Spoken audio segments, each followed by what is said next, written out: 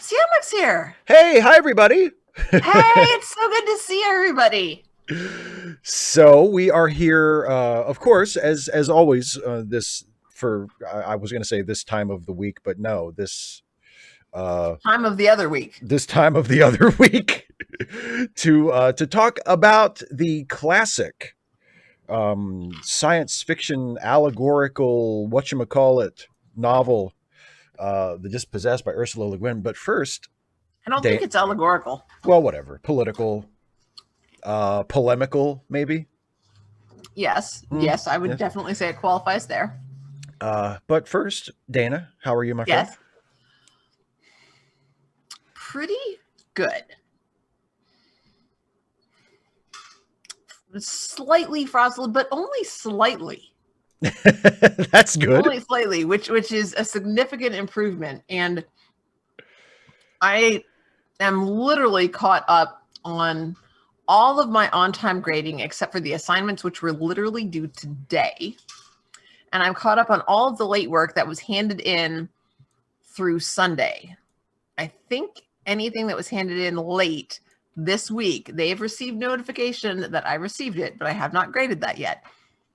And I had the opportunity to, but I know that later in the semester things tend to pick up, and I don't want them to expect to start with the idea that if I hand in late work, Mrs. Cole is going to grade it and turn it around in a day or two, because that is not always going to be possible.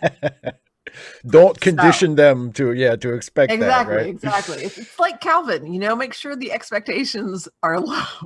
Not low, honestly. Getting late work, graded within a week is pretty darn good, I think. I am Yeah. quite confident. I'm quite comfortable with that, and even proud of it. So, Well, you should be. well, thank you. Well, you're welcome. So, and I'm gonna be dialing back on the content, which we've talked about On your because on your channel, yeah. on my channel it's gonna be slowing down some. But I was able to get this chapter read, and it didn't. I've got a lot to say about this, so but yeah, it wasn't stressful. Yeah. So like, if you feel like I'm behind, I'm really feeling pretty good about that. I'm so glad. Yeah, and then of course there's political stuff, local stuff that I sent you. All right. We Ah, talked about earlier. Yeah. There is definitely some political stuff from surprise! from Not really. Oh my goodness. so what's What about you? oh, well, What's new with gosh. Steve? Thank you so much for asking. No one ever asks how I am. Uh, that's a lie. That's not true. Steve, you're a terrible liar. I mean, We've but I established that. appreciate I appreciate that you're practicing. As you know, because we have spoken throughout the day. I shot my hopefully will be up by Wednesday my video about the Titans series today, and so I've been working on that all day. And I mean, it was the shoot was slightly more complex than it would be for like a typical Trek Actually video where it's mostly just one camera setup. Mm-hmm. Because I did multiple. I think I wrote a shot list. I did 8 separate camera setups, which is not that much, but for one of my videos, it's a lot. For one of my videos, other than like a stuffy video, it's a lot. Like Was stuffy videos have, huh? were they long shots? A couple of them were. Some of them were really Wasn't actually the one that took the longest to set up, which was the first one because obviously I had to set everything up from scratch. Um, it was like maybe 3 minutes altogether, and the actual shot in the video was going to be like 10 seconds. I mean, it's like it's the very beginning of the Commitment, video. man. But wasn't that going to be one of your screenplays? 7 long shots. Oh, hey, yes. Oh God, I can't believe you remember that. Yeah, I wrote a screenplay called Seven Long Shots. Yeah, and that was uh the That was the format premise. that was the format of the movie. It was going to be seven stories sort of interconnected because they each center on different characters who know each other. Mm-hmm. But each segment would be told in one unbroken camera shot. Yeah. Oh wow, God, I can't believe you remember that. Yeah, and I was pretty happy with that too. That was a pretty good I don't know that I screenplay. ever Yeah. got to read the script. It was something that was, yeah, I remember you wanted to do it, Yeah, but yeah. Well, obviously I never did it, but yeah, I still have the script. I'm sure the script is well, somewhere around no, no, here. no. But I yeah. don't know that I ever read the script, Oh, you but never actually read it? Oh, I have to. If I can find it, I'll send it to you. sweet. Yeah. And Eh, yes, I'm so fancy. See, I'm excited because I've got my custom URL. I'm so happy yes. now. Yes. So that's like goal level 1. Now goal level 2 is to have people say stuff. Which I mean, I get on the, I get lots. I get to talk to people all the time on the live stream. So I mean, I'm kind of spoiled because I'm like, yay, people to talk to. And then I go Feedback. to my channel, I'm like, crickets. But Crickets. but So, but then I get to come back and talk to more people here. So it's great. So thank you, Steve, so much for letting me be a regular guest on your channel and talk to people. the pleasure, as you know, is all mine. But Fellow leftists, because let me tell you, around here, not too many leftists. again with the crickets. So many crickets. What's for dinner? Oh, I have my this is my go-to when we go out for Mexican, because I'm not real big on bell peppers or onions, which severely limits things. Is I have huevos rancheros. Oh, eggs. Eggs Good. are like very, very nearly the perfect food.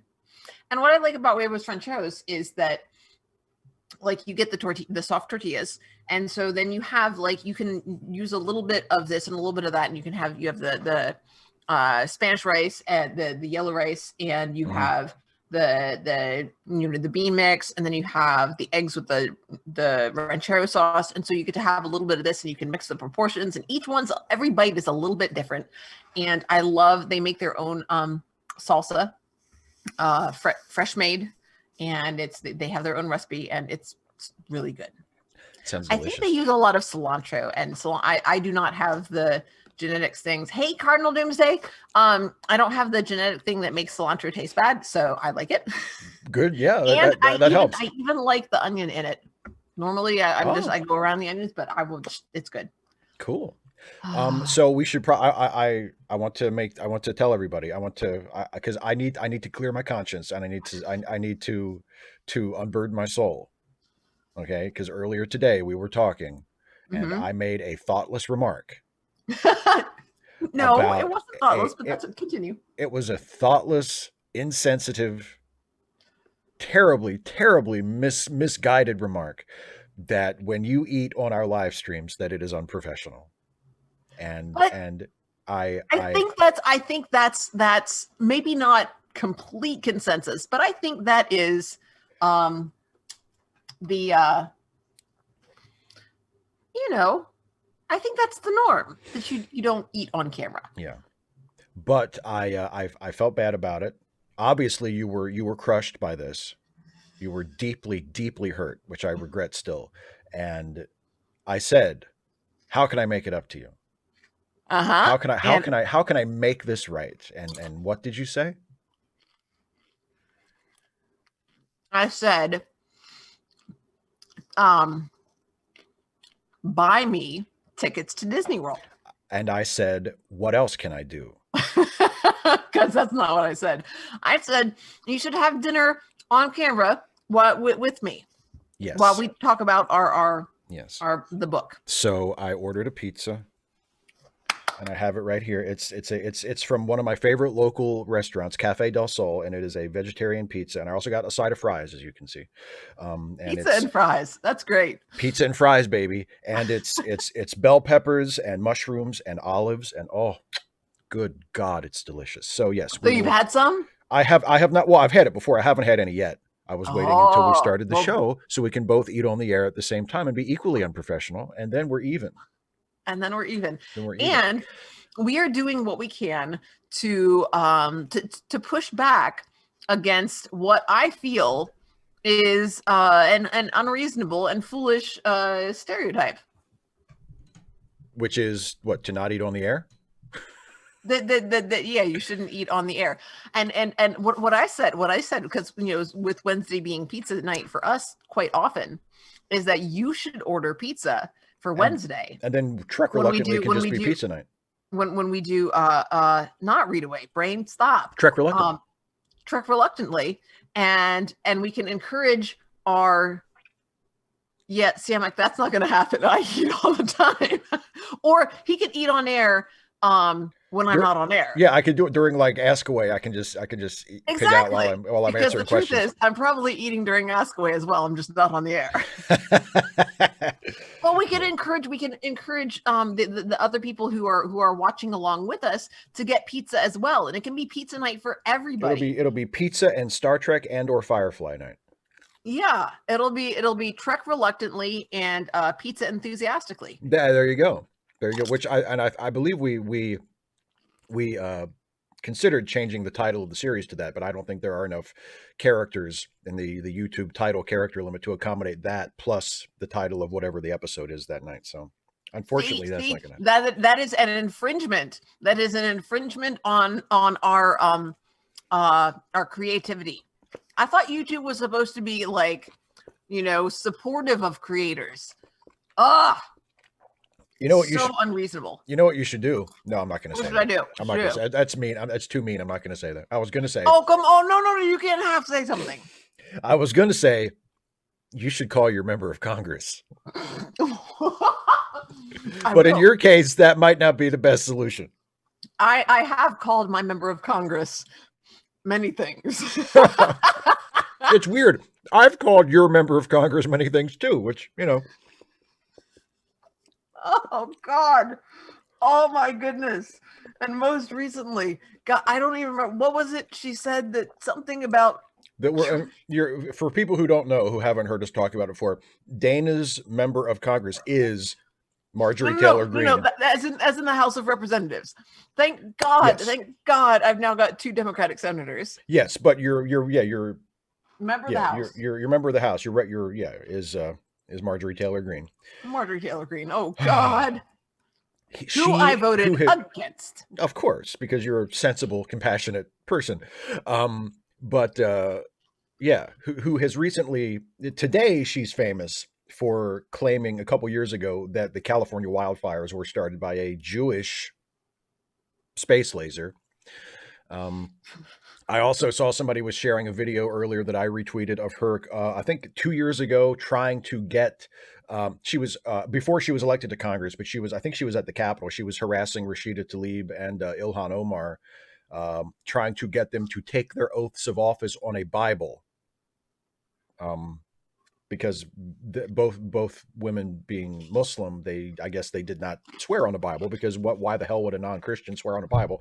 But yes, and CMAC, yes, and accosting David Hogg, the school shooting survivor and gun control activist. Yes. So she's a piece of work. Such a piece of work. So anyway, as I enjoy my fries and pizza, and you enjoy your appetizer. Yeah. You have to go in order. So I will say, I don't have anything on my first page. Absolutely Cardinal Doomsday. And I know there have been also, I think some people have sworn on like the Constitution or the Declaration of Independence or something. So it's pretty neat. And I've often been, sort of morbidly curious as to exactly what qualifies. Are there limits as to what you can swear on? I mean, could you swear on an issue of like Playboy or something? I mean, not that I would, not that I'm ever going to get elected. Constitutionally, you could. Constitutionally, you don't have to swear on anything.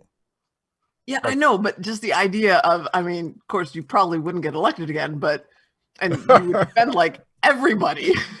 Like, I'm swearing in on the Sports Illustrated swimsuit issue. Yeah. So, yeah, and I think, because actually, I heard a podcast about this a couple of days ago. if people remember, when Obama took the oath of office the first time, um, Chief Justice Roberts messed it up.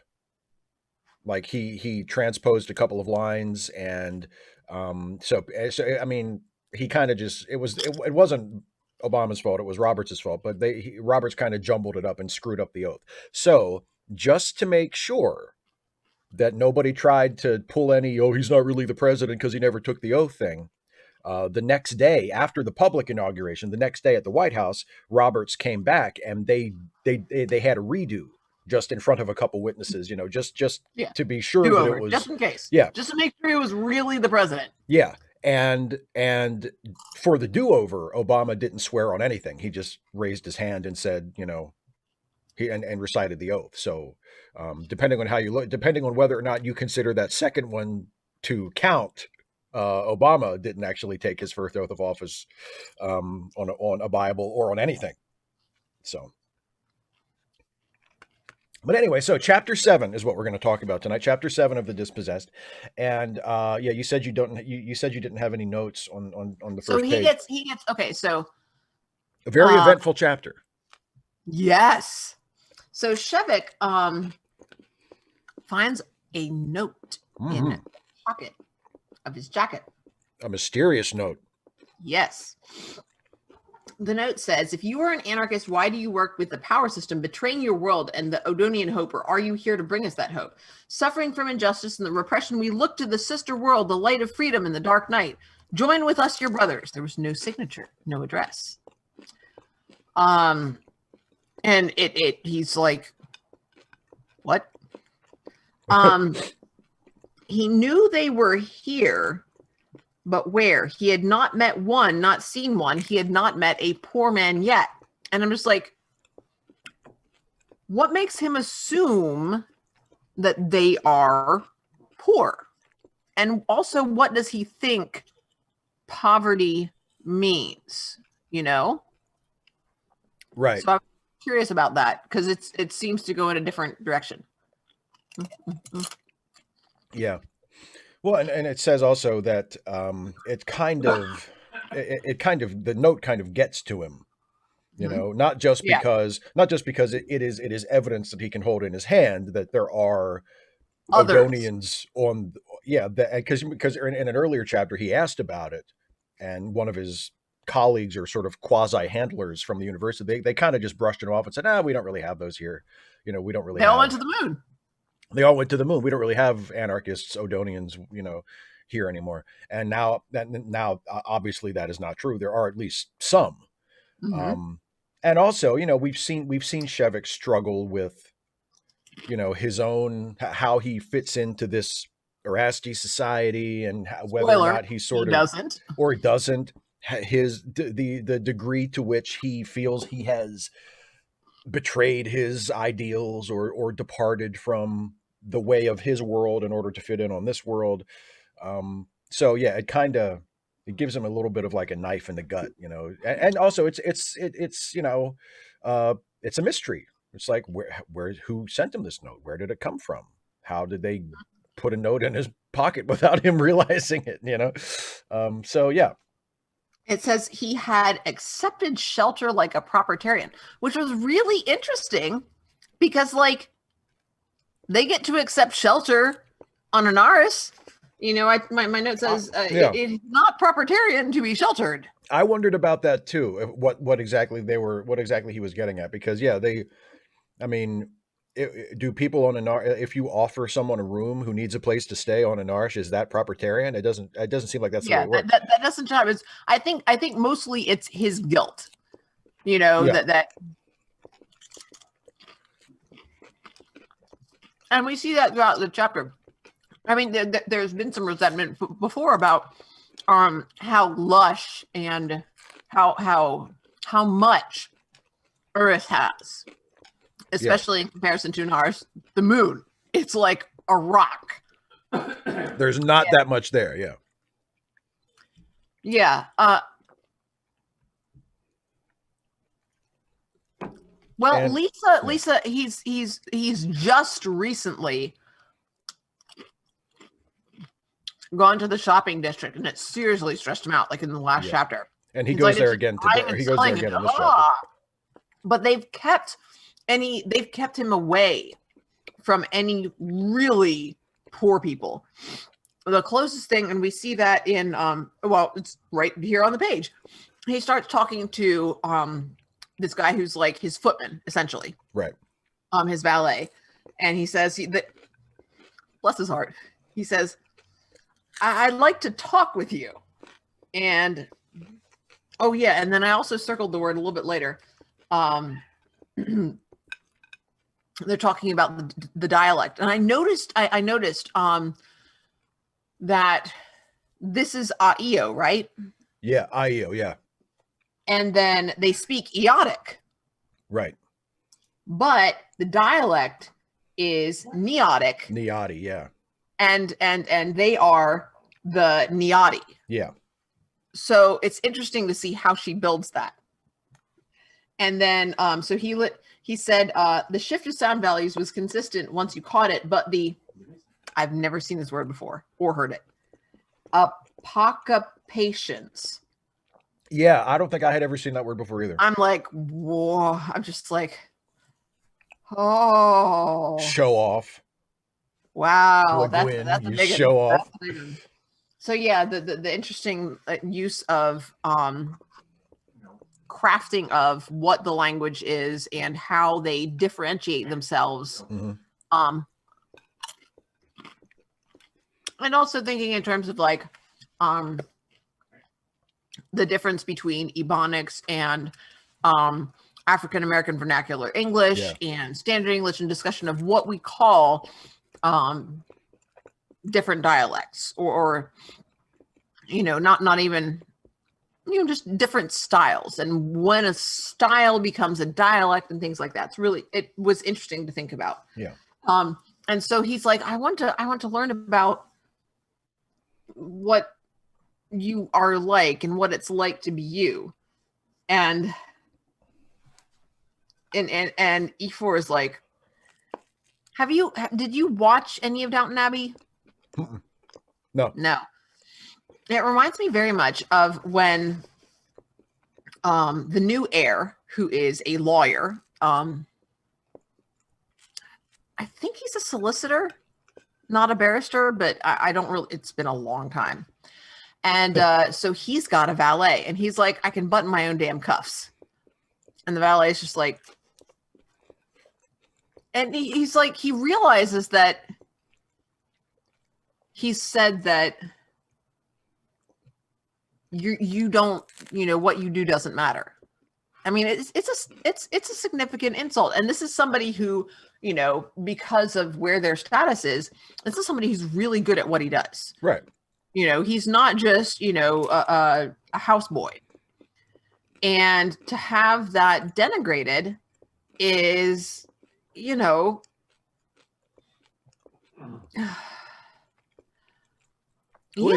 it's a tough situation because Shevik, I mean, it goes back to sort of Shevik's difficulty in connecting with people as well. Which is just exacerbated by him being sort of the outsider on this planet, in this society. And he does just give up. Yeah. Whereas he realizes that he's insulted him without meaning to, and he's just like, okay, I'm just going to cut my losses. And he's like, just ignore it. But what I remember is that the lawyer apologizes and lets his valet tie his tie, and he says, and then he thanks him for it. And the valet just, and he, he looks at it and he's like, he did a good job. Sure.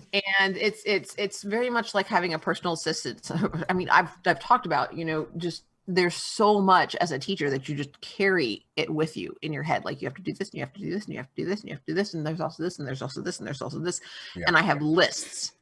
And then like the really like, crap, I've forgotten this stuff. Like, I write on my hand because I'm not going to lose it. And then I also have my ongoing just for today list, which I post in a group that I'm in, and then I paste it into a new document and I update it daily with this is what's the next day. And then I also mail it to myself with links, and I have with dates, so that then like tomorrow I'm not going to take yesterday's list because tomorrow's the weekend. So I'm going to go back and I'm going to take last weekend's weekend list and I'll put today's in the thing. Oh my gosh. Yeah. See, even the making of the lists is a complex process. It is. And like the idea that you have someone who takes care of that allows you to focus on doing what it is. And especially for somebody who's like a physicist, that takes like all it streamlines that process. But yeah, he's like, I give up. Screw this up. And because he says he does see the contempt on Afer's face. Yeah. Afer's like, there's nothing. Yeah. Well, because I mean, you know, you're sort of like Afer probably doesn't see himself as a person who needs to be liberated or enlightened. He's just doing his job, and it's not a job that Shevik hired him to do. Shevik is his responsibility and is the person he's supposed to look after.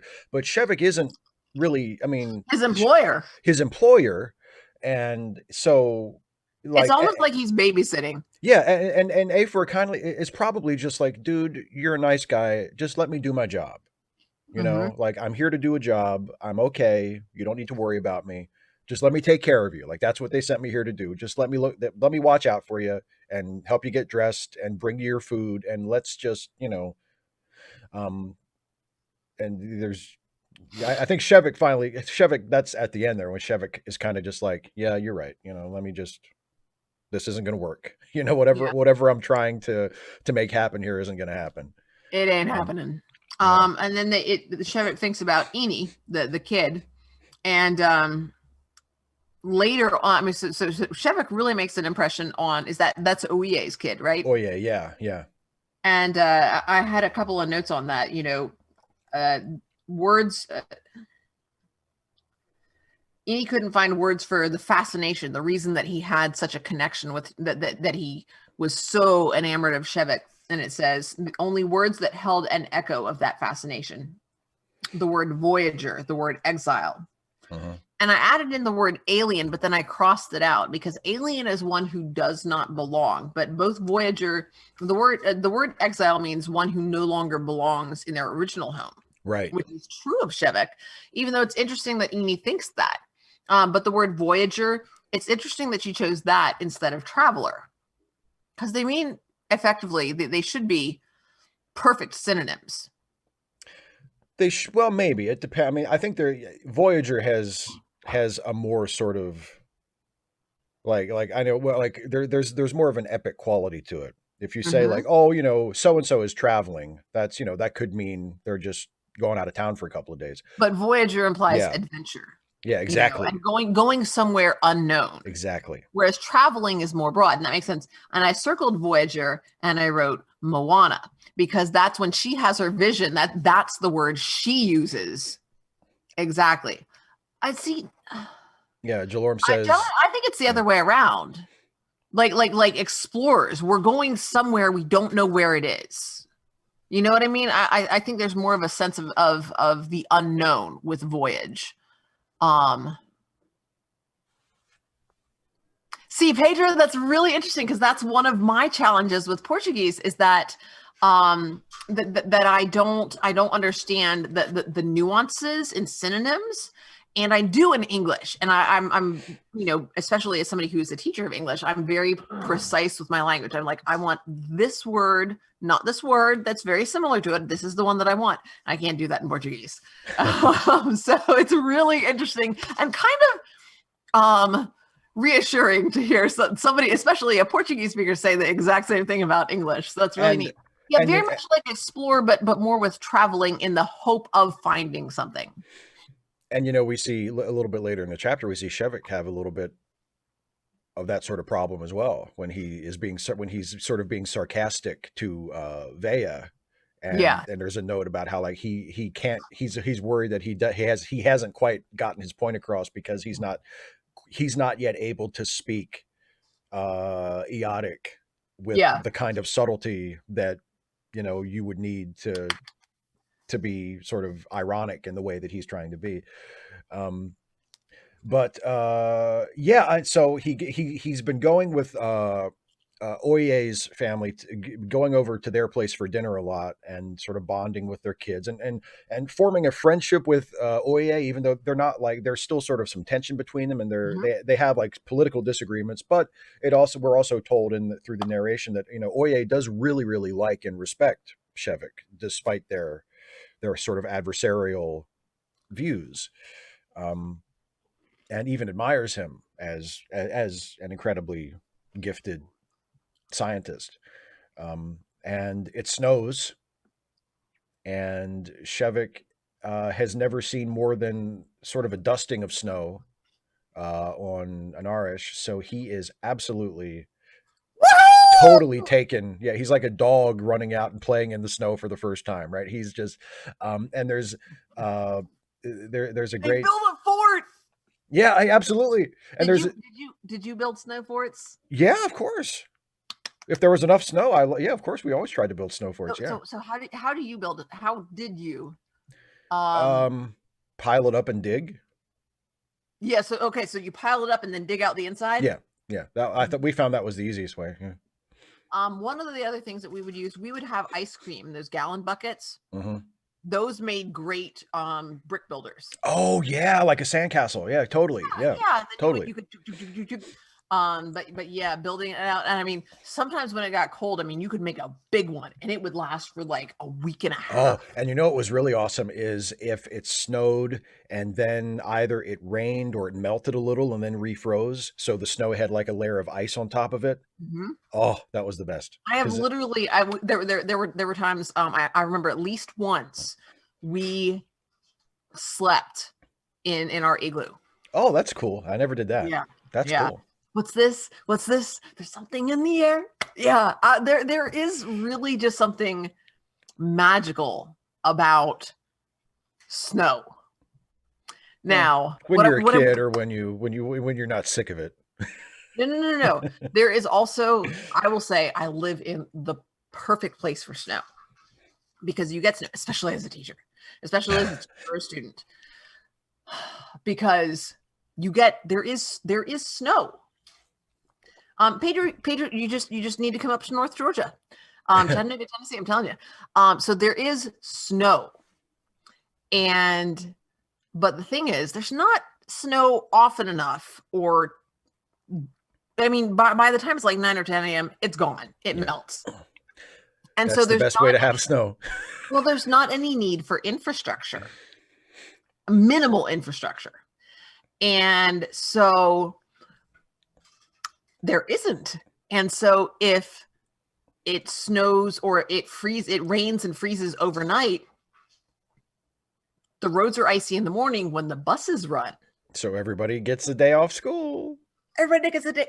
And like when I grew up in Pennsylvania and where you are, Yeah. if everybody gets a day off school, everybody is staying home.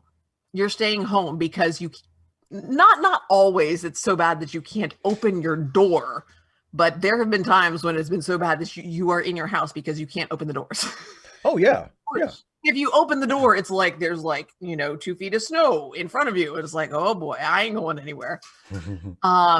So here you just wait a couple of hours and then you've got a day. You've got the day. You've got a free day. Oh, bye, So CMAC. oh, thanks for stopping by, CMAC. Oh yeah, it's great. So So yeah, have to be pretty. Not so enough to if you build a snowman, it's like this big. And there's usually and don't get attached to him. Yeah, and well, I have a picture a friend posted on Facebook. They made one and then put him in the freezer. Oh. Oh my goodness. So anyway, so yeah, Shevik loves the snow, and he describes it, or we are told about his feelings and his thoughts about it. It says he reveled in its excess. It was too white, too cold, silent, and indifferent to be called excremental by the sincerest Odonian. Because again, as we've learned in previous chapters, people on Anarish consider anything beyond what is absolutely needed to be excrement. excess is excrement. And Shevik is like, yeah, but if they could see this, I mean, yeah, it's a lot of snow. It's an excessive amount of snow, but this isn't excremental. This is beautiful. Like, and even people from my world would see this and would be taken by it. And yeah, he plays with the kids and they build snow forts uh, Yay! and and then he meets uh, Bam. Vea, who is Oye's sister. Um, And so we're in our omniscient narrator, yeah, and we see he is a man. She kept thinking that afternoon, a real a man. real man. And I'm just like, what does that mean? Steve, Yes. you're a man. I thank you. I mean, you use he him pronouns. Yes. Yes. So correct. Therefore, you're a man. I am a man. So what does that mean, Mr. Well, Man? I think in this case it just she means that he's rougher than Erasti men. You know, he's blunter. He has, I think, probably physically he's a little different. It seems like he's bigger and has Wouldn't more that hair make him and less of him? Oh, he's got more hair. more Oh, hair. This maybe that's physically right, because the women shave stronger. like everything. Well, and also think about this. Now, I don't know if this is ever mentioned explicitly, but not only does he have more hair, or at least handles his hair, grooms his hair differently, but also everybody on Anaresh does physical labor. So Mhm. they're all probably in pretty good shape. So, you know, and yeah, I mean, he's fallen a little bit out of training since he's been on Erasti, but he hasn't been there, you know, so long that he would have gone completely to shit. So he's probably, you know, I mean, Buffer. he's probably a fit, good looking dude. And is different from the typical men that she sees. So she checks him out and she's like, now that is a man, you know? That's really interesting because he is different from most men, and that makes him a real man instead of making him less of a man. Well, in Via's estimation, sure. I find that intriguing. I don't remember. Did it specify? Do they? I mean, they shave the Yeah. Well, I know the women do. yeah, I don't know if the men do or not, but yeah, I know the women, because they mentioned that in this chapter that she's They completely shave shaven their on the head. eyebrows. I don't know. Did we? I don't remember. If I don't remember if they do or not. But yeah, they are completely shorn. But yeah, that just popped into my head because, you know, I put on my eyebrows because I have almost my eyebrows are now really sparse, and I'm conscious. I'm self-conscious about it. Self-conscious. My regular hair is a lot thinner than it used to be, which is fine because I It look used like, to be super thick. oh my God, like literally that picture you sent me, like I Yeah. look like Hermione in the wig, but it wasn't a wig. That was like my hair. Oh my goodness. Yeah. Like seriously. I had so much hair. All right. And so Shevik thinks that she's pretty attractive too. In fact, it even says she really is quite attractive. Shevik informed himself. She's like the beds here, soft, affected though. Why does she mince her words like that? He's very taken with her almost immediately. And yeah. Wasn't this something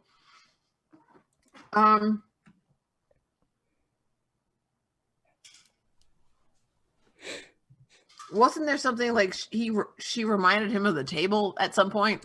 Yeah, there was something. I think there's a line about she was the sex in the table or something like that. Yeah. Like about how they all sublimate it. Yeah, exactly. They take all of their erotic sort of feelings and they just kind of repress it, and to Shevik's assumption, like it comes out through, that's why the furniture is so sensual, you know, because it just has to be expressed somehow. Oh, Pedro, great question. The expression "less than a man," is this directed to? No, I specifically meant because she said he's a real He's a man. real man. And so, in terms of masculinity specifically, not so much humanity. So that's the way we were talking about it. I feel like that she is hypersexualizing him. And again, also another possibility is because he is exotic to her, and that's that's common as a way of othering people, is hypersexualizing them. You're welcome, Pedro. I think that's probably part of it. I mean, the exotic quality of him is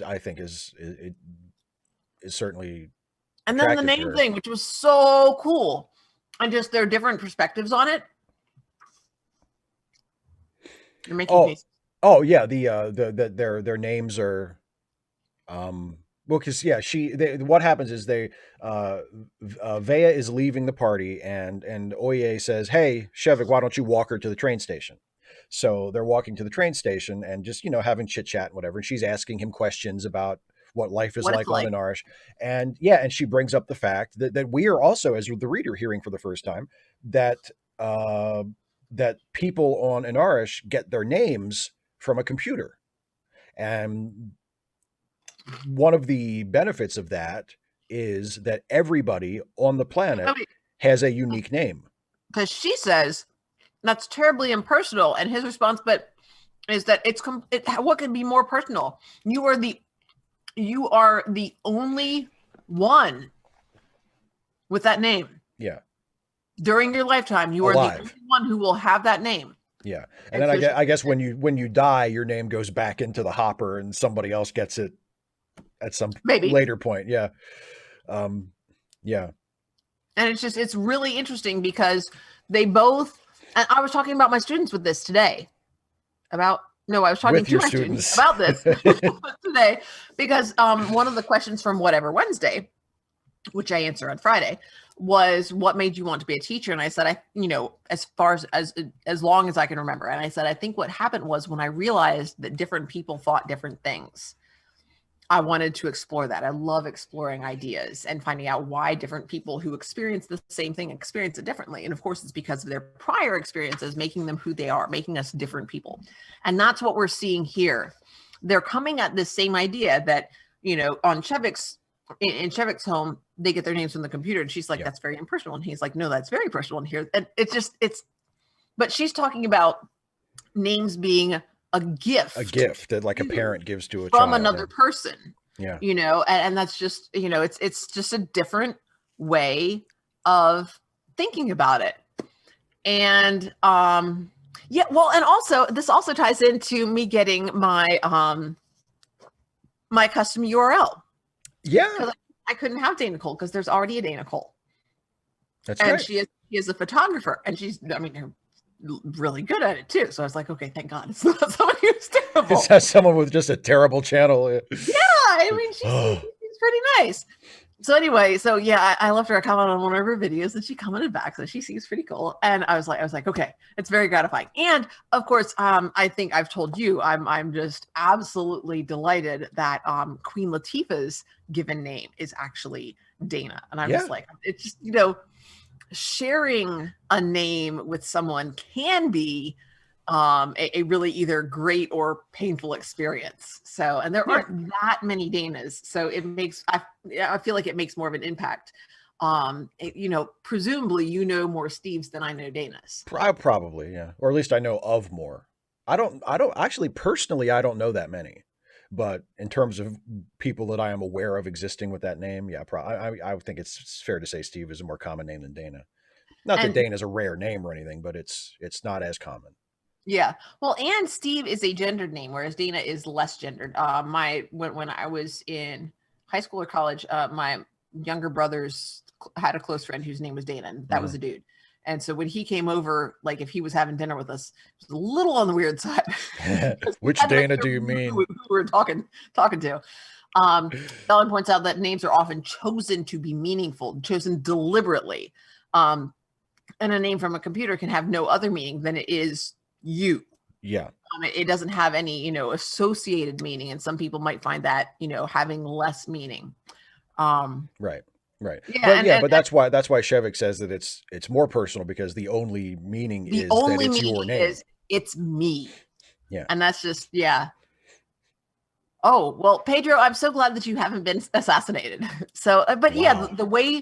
the ways that we choose, especially like when it comes to like avatars and handles and things like that. I mean, those choices, the choice of your channel name, Steve likes to curse. Yeah. Very appropriate. Mine being Dana Coldares. I mean, I went through, a couple of iterations of, what am I going to use? And that's, it's a deliberate choice. It's an identifier. This Hmm. is who I am. Names that we choose for ourselves are very powerful. Yeah. Yeah. So So it's just he's walking. They're he's they're chatting on their way to the train station and stuff. And I like the bit where um he says that he wishes that he could see the city and get to know the city better. before that, when he Yes, talks please. about that he talks about another Shevik. Oh yeah, that was like I guess that was an ancestor of his. No, No, I thought it was an ancestor of his. nope. He says we're all relatives. I mean, we are all one Oh, people. that's right. Yeah. And I don't know who any of them were, except for one in the early years of the settlement. She designed a kind of bearing they use in heavy machines. They still call it a Shevik, and A he says Shevik, yeah. that is a good immortality, to be immortalized as something useful and something that remains useful Yeah. for generations. I mean, that you're not immortalized in like the Mona Lisa. I mean, that to him would not be a good immortality. But being like, I guess like, manicure scissors, which are useful, Yeah. you know, Shevik if this, scissors. if this was you, like if this carried your name because you had invented it and people still used it generations and generations later, it's like that to be remembered as a ball bearing. Whereas, I mean, Which it's just like it's just a ball bearing. Who cares? But it's that focus on utility and yeah. being of use and being needed. Yeah. Phillips Yeah, head. Phillips head screwdriver. That's a good Example. point. Yeah, that's a good example. Well, and also now that you brought that up, it kind of you just made me think. Um, Shevik does have an associated meaning because it means a ball bearing. Mm-hmm. So Mm-hmm. people who are familiar with that object and the name of it, if they are introduced to Shevik, they'll make that association. So They're like, his name oh does mean yeah, something. the ball bearing lady. Yeah, his name does mean something. Um, I will forever be known as a screwdriver. Yeah. so yeah, and then he tells her that because she lives in the city, and he tells her that he wishes he could get to know the city better. He says, "I've only ever seen the wrapping of the package," and and and Yes. and, and then there's this continuing bit after that where Le Guin talks about how Shevik has he's and we've seen little bits of this like when he got his clothes and they were wrapped in paper, and even on the ship when he noticed it, like they just threw the paper away when they opened the wrappings. He's noticed that everything is wrapped up in paper, whether it's or foil or something like there. It's everything is always wrapped, and he says it's like that nothing is supposed to touch anything else. Everything is wrapped when you get it, and he notices that even packets of paper were wrapped in paper.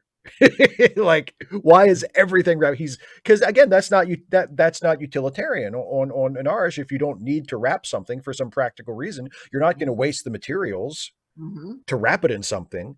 But on Urus, it's like everything is wrapped up, and he Yeah. is sort of puzzled and fascinated and a little bit put off by that. Yeah. It seems wasteful to him. Yeah. Yeah. And then things start getting a little personal with Mm-hmm. Vea and Shevik. She says, "You got a wife, Shevik? Is there a Mrs. Shevik?" And he says no. And they talk about how first he says no, and then she says, "You don't have any family?" And then he's like, "Well, I have a partner." Oh, right. Okay. A partner. And like he doesn't get what he's like a wife. Wait, I have to translate. What's a Yeah. wife? And then he said, because she says, "What do you mean by partner?" And he's like, "A wife." Like he says, you would call it a wife. Yeah. No, he says, I think you would say a wife or husband. You would say a wife or a husband, yeah. And it's just really interesting. By the way, Pedro, I've read 100 Years of Solitude, but it's been a long time. And it's just, it's really interesting. Just that, I mean, because they talk about, that they, I mean, previously we've seen that partnerships are very flexible. Yes. Depending on what the partners choose. Right.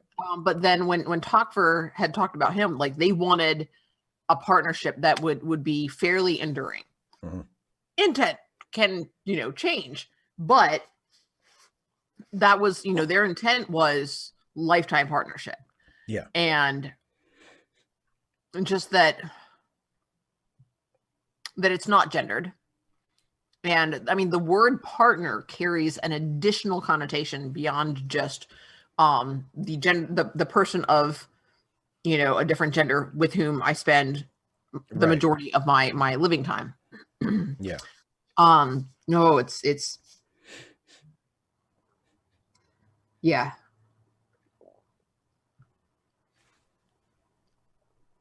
And then of course he says, we weren't sure that it would be safe. And she's like, yes. You're not safe here. And he's like, well, we didn't know. Also, when I go home. Right. People there might want to make trouble because people there didn't want me to come here. They felt that I was a traitor for even wanting to visit here. And again, thinking back to the use of that word exile, which is interesting because, of course, that was the kid, Eni, thinking of him that way. Yeah. And the only way that I can really excuse that is that we also see that Eni is thinking back on it as an adult, that he isn't sure why he related with Shives, because I can't imagine that like an 8 or 10-year-old kid would pick up on the fact. I mean, because it's not like he doesn't know him well, that's for sure.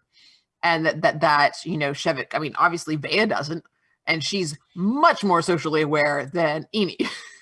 Yeah. She doesn't pick up on the fact that he's not going to be, that he would be unwelcome to return. Right. So, yeah.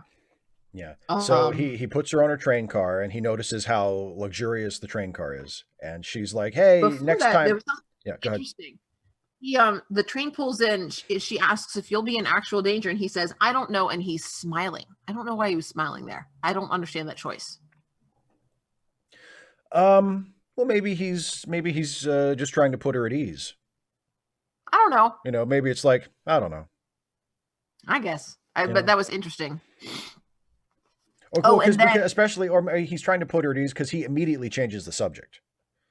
You know what I mean? She's like, will you be in actual danger? And he's like, he's smiling. He's like, I don't know. Our trains very much like these. Like, he can do about it. Yeah, it is what it is. Yeah. So I think that's kind of what he's doing there. He's sort of just trying to be like, maybe, I don't know. Hey, cool train, huh? He's like you. He likes trains. I knew there was something I liked about his filthy anarchist ass. He digs trains. Oh, man.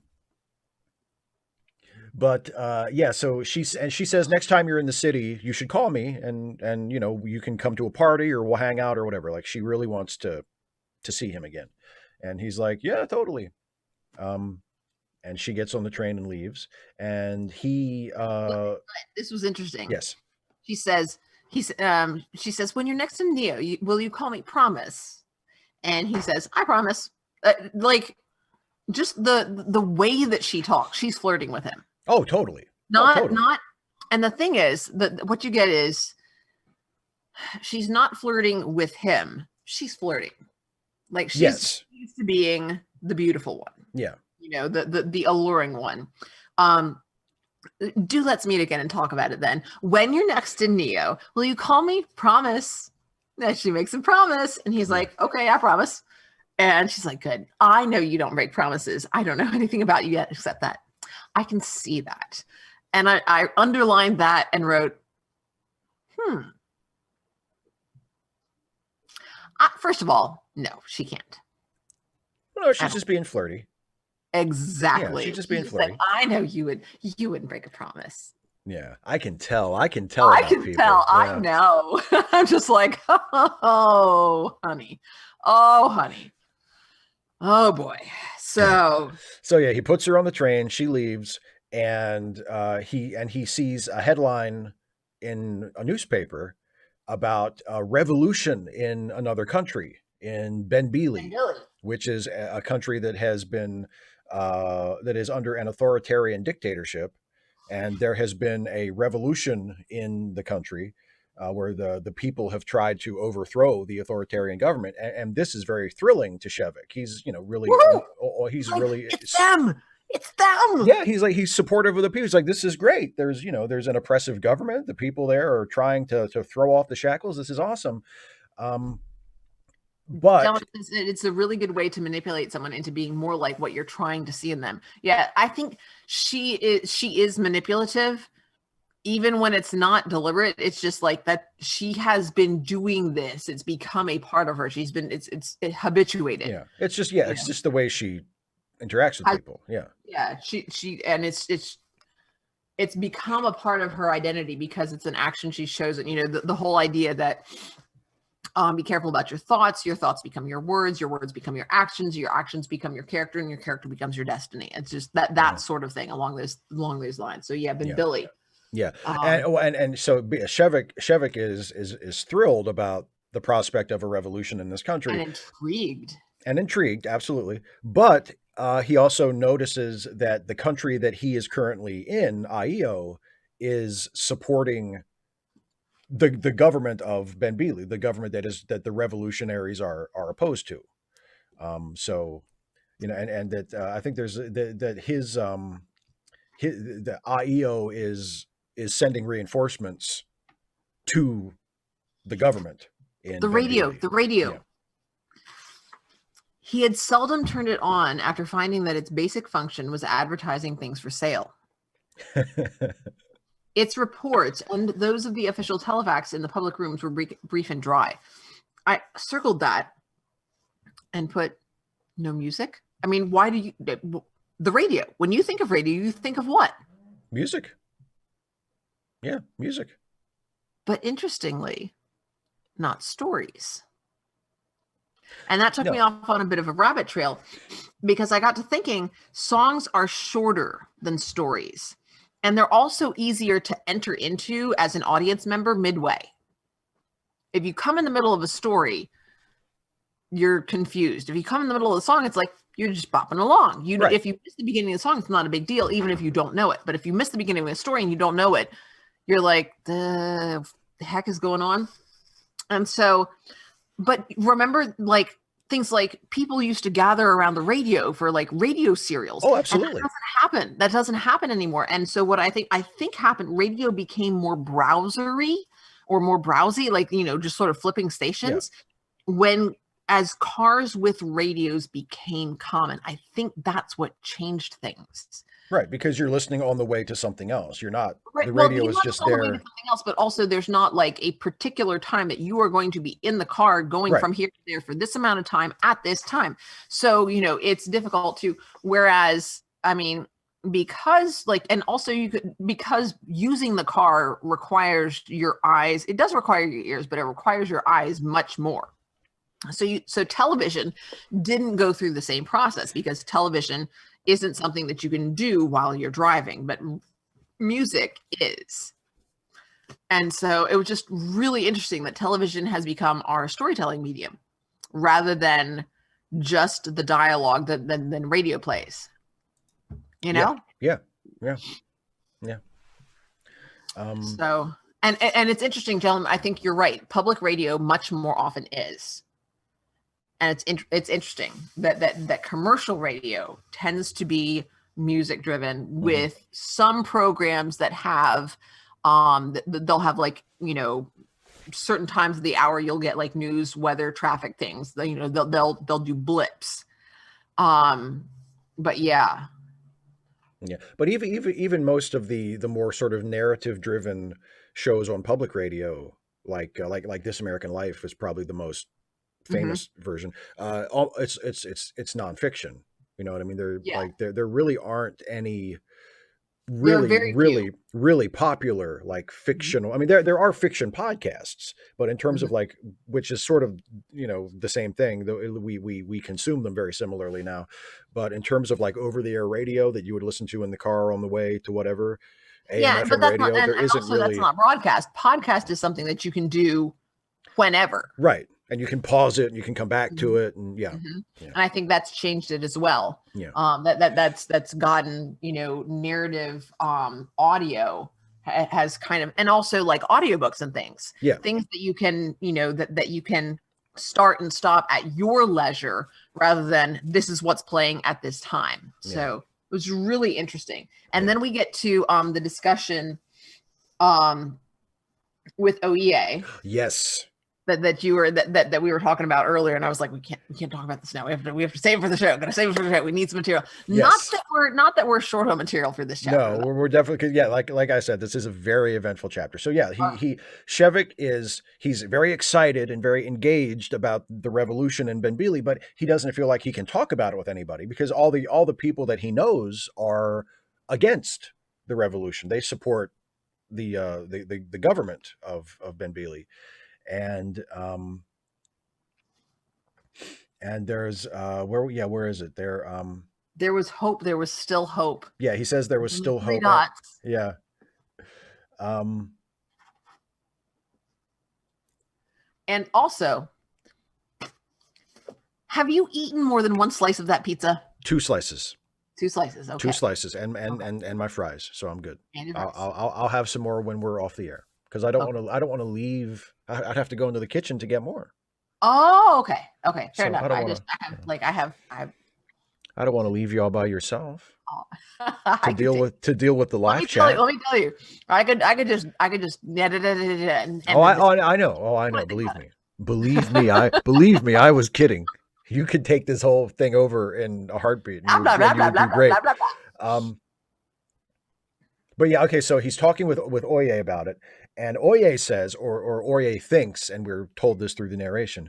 The Odonian society called itself anarchistic, but they were in fact mere primitive populists whose social order functioned without apparent government because there were so few of them and because they had no neighbor states. And this is the point in the chapter when I was reading it where I went, exactly. That's exactly right. That's exactly what I think. And I know that, I mean, Le Guin is not meaning for Oye's perspective to be taken as the truth, right? She's sides more with the anarchists. But for me, as someone who doesn't think anarchism is practical, despite, some admirable things about it and some things that are associated with it, like mutual aid and stuff that I think is really, really great. That's almost exactly what I think. That first of all, they call themselves anarchists, but we've seen that there are various little ways where they actually, for practical purposes, they are not pure anarchist because that wouldn't work. And they and their social order functions without apparent government, which I thought was a very interesting way to put it. Because again, that's how it's a lot of what we have seen of the anarchist society in Anarish, as described in this book. There are things that the anarchists are just sort of pretending. No, we don't really have hierarchies. They do, but they pretend that they don't because they're not supposed to and they don't want them. They kind of sort of do have a government, a de facto government. Nothing's written down, nothing is institutionalized in a formal way, but they kind of do. But they just pretend that they don't, so that they can keep the the pretense, the vanity that they're anarchists. So I'm like totally, I'm Okay, like totally on you're wrong. Oye's side here. I'm totally on You're Oye's wrong. side here. Okay, I expected you Okay, to say that, but go ahead, tell me. Here's the thing: when we were in that chapter, Shevik was 21, Okay. and yeah, so and that he's at an age where and spoiler, there will be more questioning of why things are as they are later from Right. specifically from Shevik. Right. But like, you know, Bedap says, you know, we have a government, we have a hierarchy, but I don't think it's pretense. I do think they were not as prepared as they could have been, and they in some ways they pushed against the establishment of structure, of hierarchy specifically. Like they're differentiating very deliberately between organization and hierarchy, and I think that that is not a randomly split or unnecessarily split hair. I think that matters. That's a difference that matters. But I do think that we see authoritarianism just easier. It really is. Like when he thinks of, you know, Sadek, don't egoize. Right. That's authoritarian. Let's be honest. Yes. But then, you know, it gets to the idea of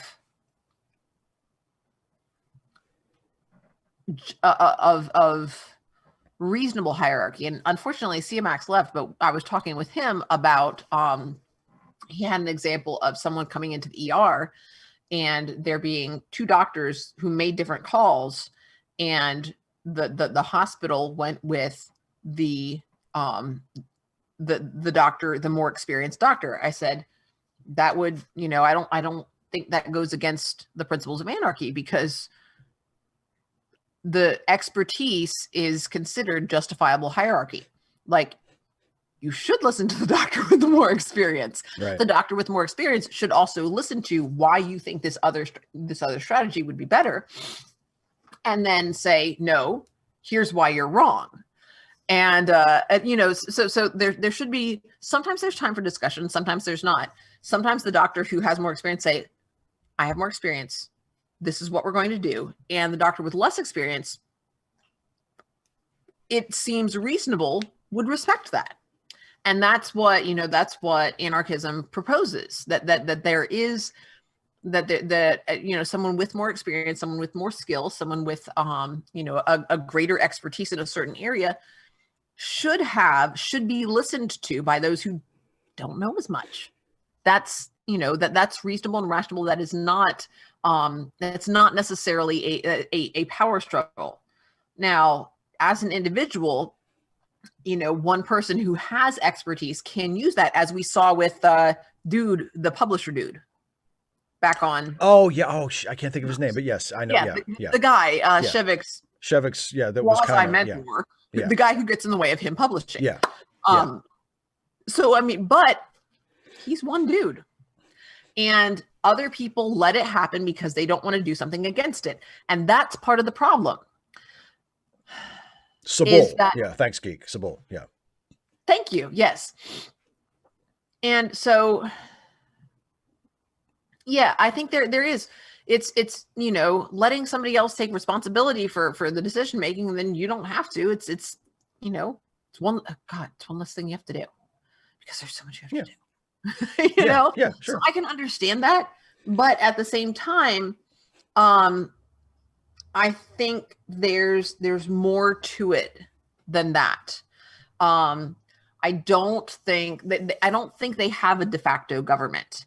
And I think a big part of it is the way that they educate their kids. I do have problems with that, you know, as a teacher.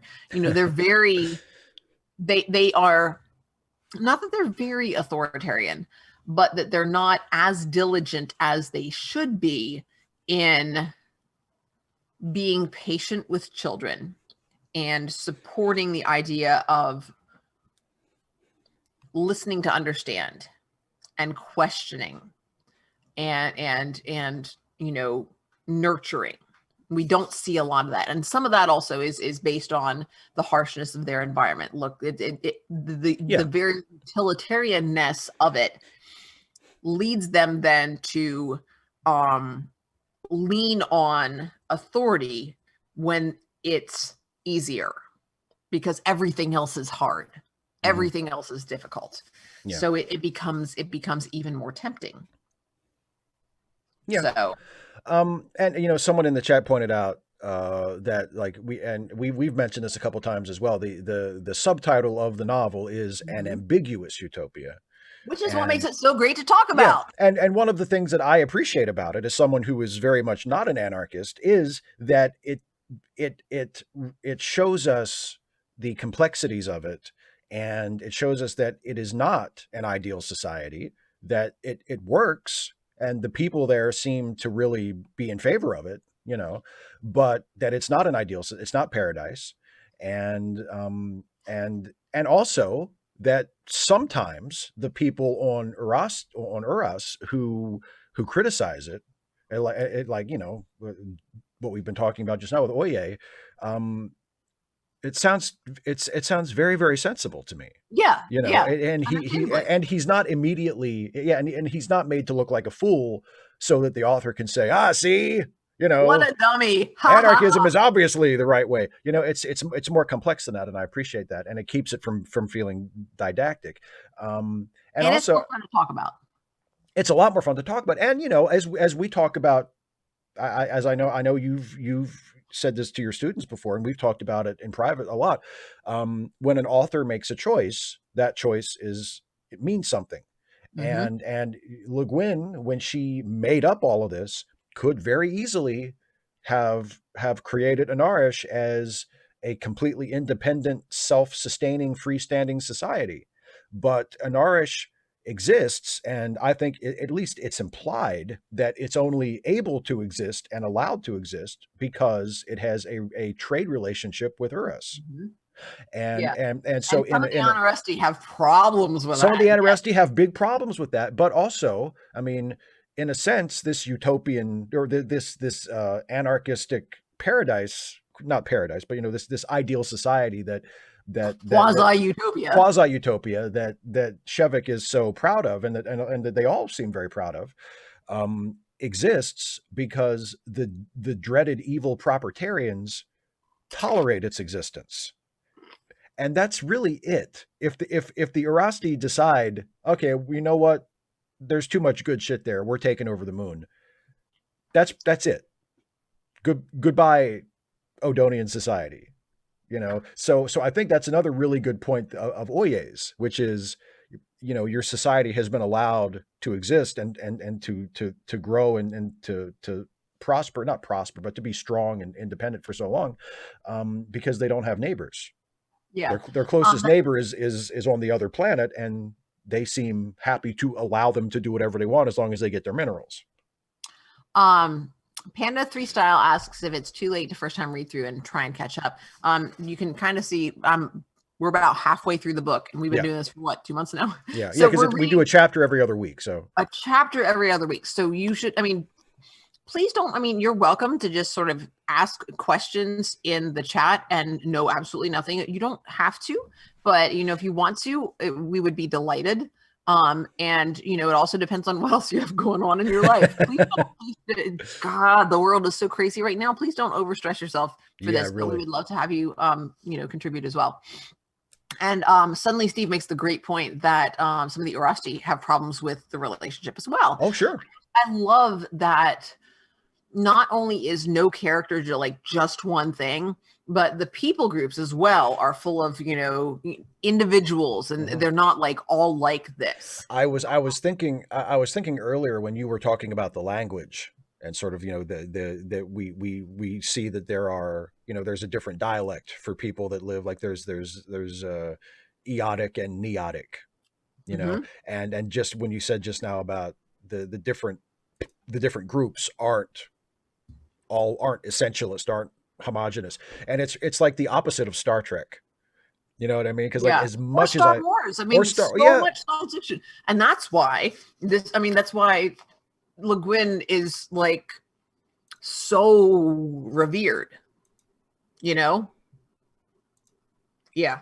Yeah, there's an acknowledgement and an exploration of the complexities, which is nice, you know. I did note, and I said this, I said this with Simak, who again has already left us. That scale matters. That was in our when we were talking on Facebook today, off and on. It was that and then we were talking earlier about, you know, how big, you know, to what extent has the Odonian society grown Yeah. now that they've had generations? Like, have they?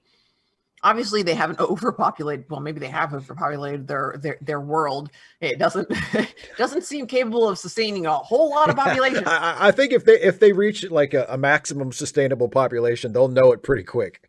Yeah, like, and Arish doesn't seesem very forgiving as far as that goes. If they max out their resources, they're going to find out real quick. Real fast. So, you know, it's interesting to know, did they, you know, how much has their population grown? But also, despite the population growth, they still see themselves as one people. Yes. Whereas, I mean, we talk about not having neighbors. Well, how do neighbors form? How do neighboring populations form? How do you get different people groups? Because they've had several generations and they haven't formed. They have different settlements. But those different settlements haven't become separate. They're of the same Honoresti. Yeah. They're still Odonians. They're still the same. You know what I mean? Yeah. Even though they're not related to each other, they see themselves as one people group. And I think that's a distinction that OEA doesn't realize, that it doesn't even occur to him at all. Yeah. And so he and Shevik are arguing about this, and he tells Shevik that it doesn't really matter who is governing Benbili, whether it's the rebels or the current government, that the only thing that really matters is the power struggle between the two major powers. And we talked about this before. They're sort of like the AIO and Thu are sort of like the United States and the Soviet Union. They're like the major political powers on this planet. And I think that's a very human thing. That's my video for Tuesday, false equivalence. I think that as humans, we have an inherent, like our brains are wired to think in terms of binaries. I think there's, I would love to see some psychological or brain-based research on this. I really think that's the case. I think our brains default into that pattern, this or that, us and them. I think that sounds reasonable. I think you're probably right. And so the idea that it's the United States and the Soviet Union, capitalism or communism, or capitalism or socialism, which, you know, they're not the same thing. But that binary thinking, and we're seeing it here from both OEA and Shevik. I agree with you philosophically, but in terms, I think what OEA is describing is, I mean, he calls it the politics of reality, which gets under Shevik's skin, but he's basically saying the two major political players in our world are these two countries, and Benbili is, as long as things are that way, Benbili is always just going to be kind of a pawn in their struggle. So ultimately, it doesn't really matter. It's the third party, Steve. You know. But so he says he says he calls it the politics of reality. And Shevik doesn't like that because he takes that literally as though Oye is elevating politics to the level of reality, as though Oye is trying to say that politics is like this concrete, unchangeable thing, like the laws of politics are the same as the laws of physics. And I don't think that's what Oye meant, but that's how Shevik takes it, and he kind of, you know, goes after him for it. And he says, you know, you would put your petty, miserable laws to protect wealth in the same sentence with the law of entropy and the force of gravity. I thought better of your mind. And he really just kind of levels him. And I said what he's talking about is he sees that there are laws of human nature, which I think we do talk about. But what's interesting here is that Shevik is apparently socially and linguistically, and again, he is a freaking genius. Yes. And let's be honest, Oye is not intellectually his equal. No, I think we can say that with confidence. Yeah. Um, And Oye knows that because we say that we see that Oye admires him, admires and his intellect a lot. and so I think it is not just unkind, but unbrotherly. It is un-Odonian of Shevek to rub that in his face. That is excremental of him. Oh, that cuts deep. Mm-hmm. But he ain't got me there to punch him in the face. Well, but it's understandable because Because I Shevik. love you.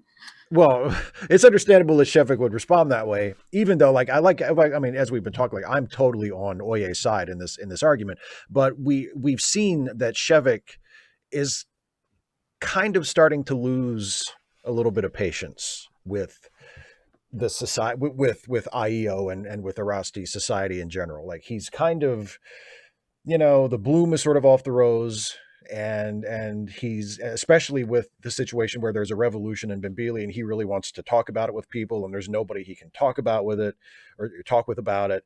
And so we see him being, especially from this point forward, we see him being a little more short-tempered and kind of, snippy with people. I feel like he's just And sort of, also he's getting to remember that point.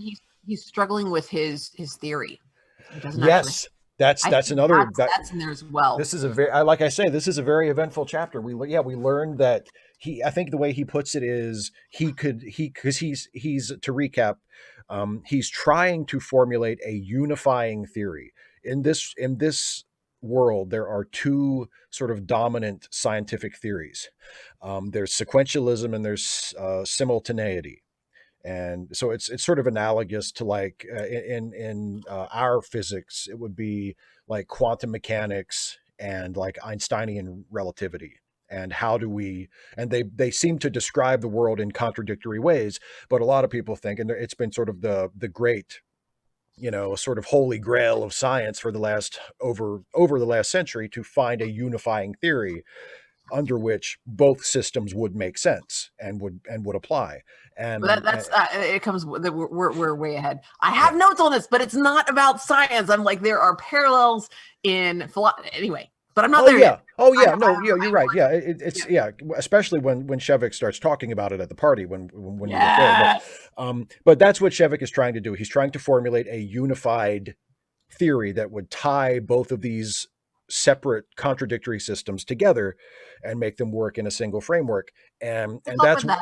Yeah, well, that's one of the things that makes Shevik such a big deal. Again, two theories, this or that, and can we unify them? Again. Oh! Yeah, and that's one of the things that makes Shevik such a big deal, is that he's sort of thought of as, well, he's the one who can do it. If anybody can formulate a unified theory, it's this guy. He's a genius.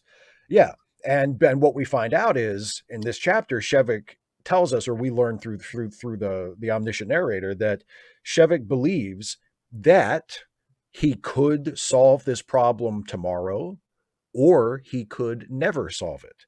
And he has only recently admitted this to himself, that he really has no idea how long it's going to take him, or if he's even going to be able to complete this theory. Random Geek, I am going to absolutely and thoroughly disagree with you. You're selling people short. Yeah, not effectively so. The swearing of the flag, we do the flag every day. And sometimes I will have students stand for it. Very rarely will I have students say it. I do think I think there is value in shared experiences. I like that we have some things that we know by heart.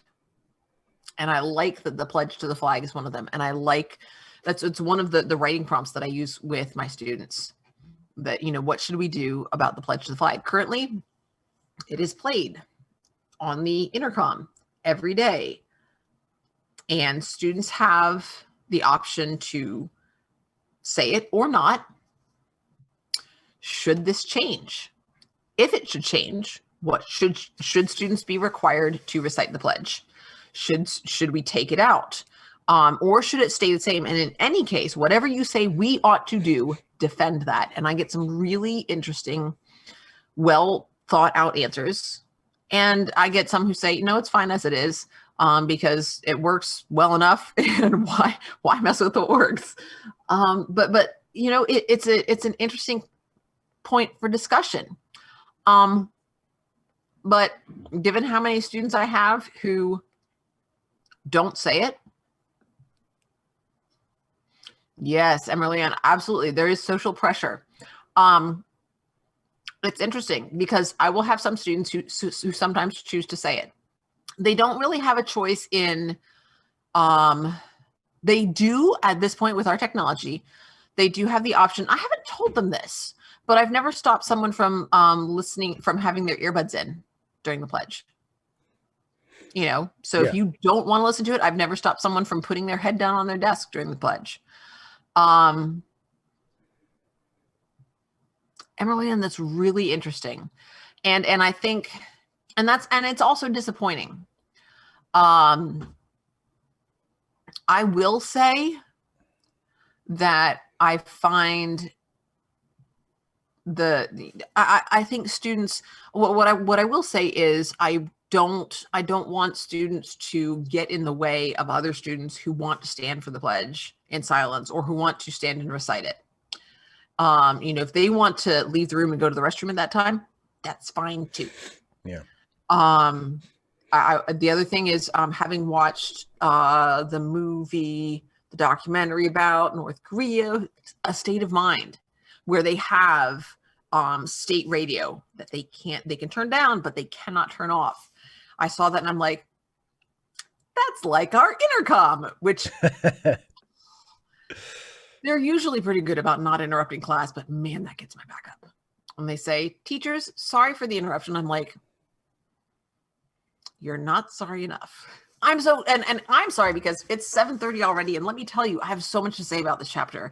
And so if you're like watching this video later, please be aware that we ain't done. We have a little ways to go yet. We have a little ways to go. Oh my gosh. Emily, you weren't a U.S. citizen. They told me they wouldn't hire me. Oh my goodness. Oh my goodness. I remember, Jellen, I remember when I was very, very young, when I was in elementary school, there was a boy in my class who was taken out into the hall and paddled because he wouldn't say the pledge. Now, like I said, I was very young. I think that was in second grade, but I don't remember things well with my superpowers forgetting. And I mean, there may have been other things. Another thing that I remember from when I was very young is that there was a boy in my first grade class who came. Its class. It had its own restroom, and he came out of the restroom and said somebody peed on the seat, and he was taken out in the hall and got a paddling because he had done it. And I was like, the teacher, I'm like, how did they know that he had done it? Right. To this day, no idea, no clue. So, I mean, there may have been more going on. Like he may have, I don't know, he may have been doing something during the pledge that was inappropriate. And that was actually what happened. But in my child's mind, what happened was he wouldn't say the pledge and he was paddled for not saying the pledge, which might also have been the case. It's really, yes, Emily, that is literally what we haven't gotten to yet. Shevik says this when it's one of the Anarj ones. That's one of the things. That's why I wanted to reread this book. That is something that really, really stuck with me.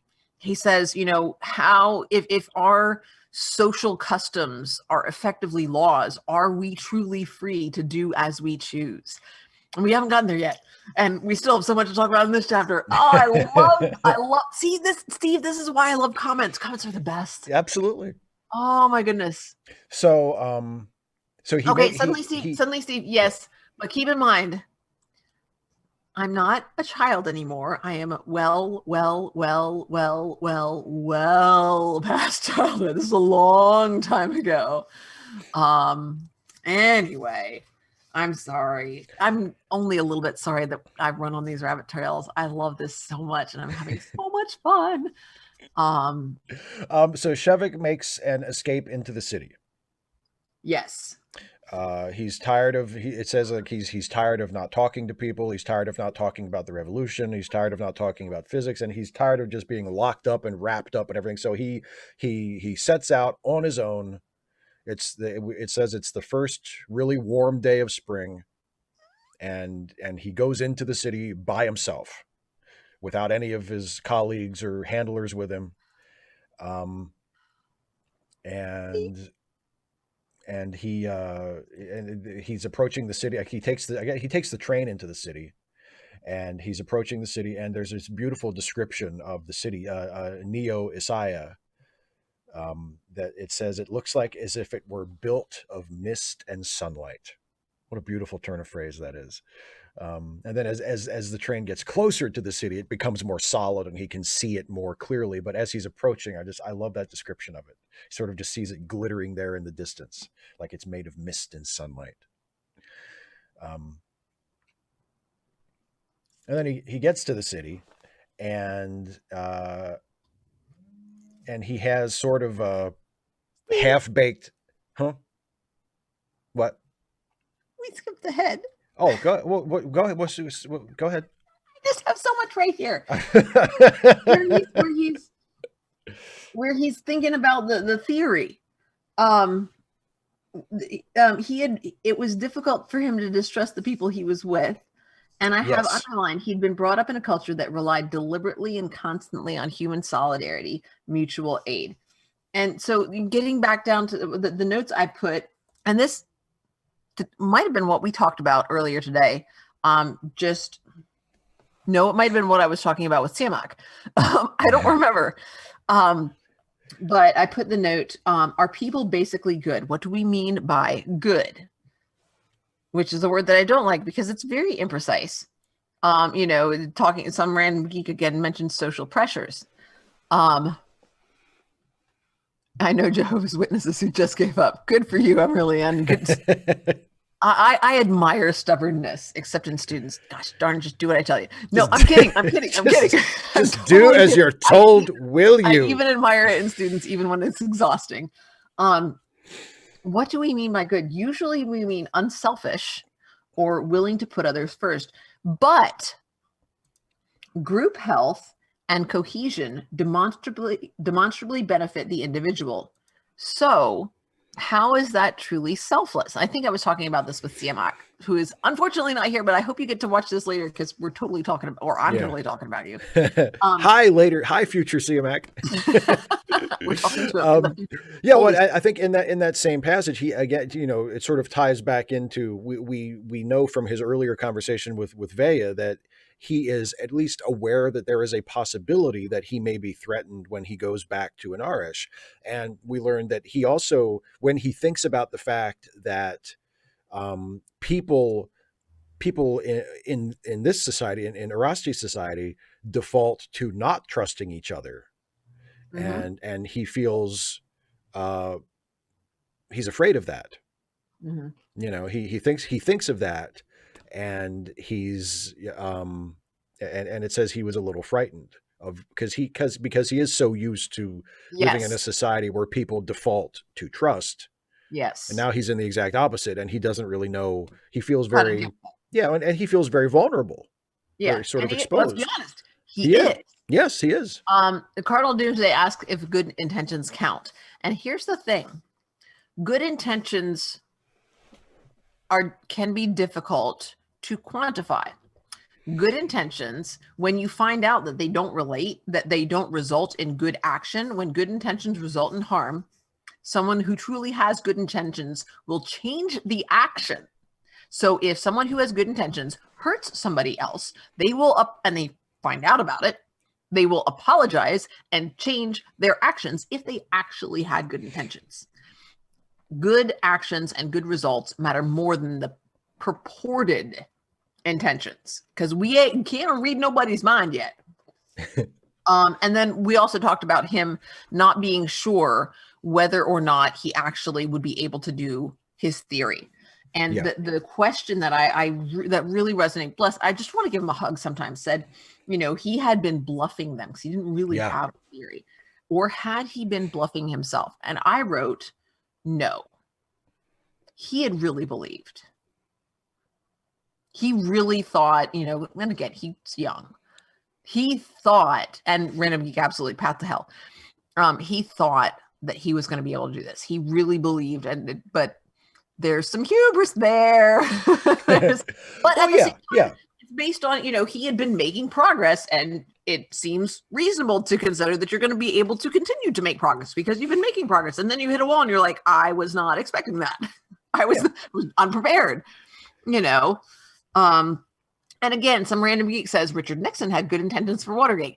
Again, there's the use of that word good. It's such a it really depends on how you define good. Not really, you know, what do we mean? That's why I said, what do we mean by good? He had good intentions to to find dirt on his opponents. Yeah. And then so he gets on the train. I like the description of the infant sheep. Yes. Bouncing like white elastic balls. Yes. Oh, they're poof, poof, poof.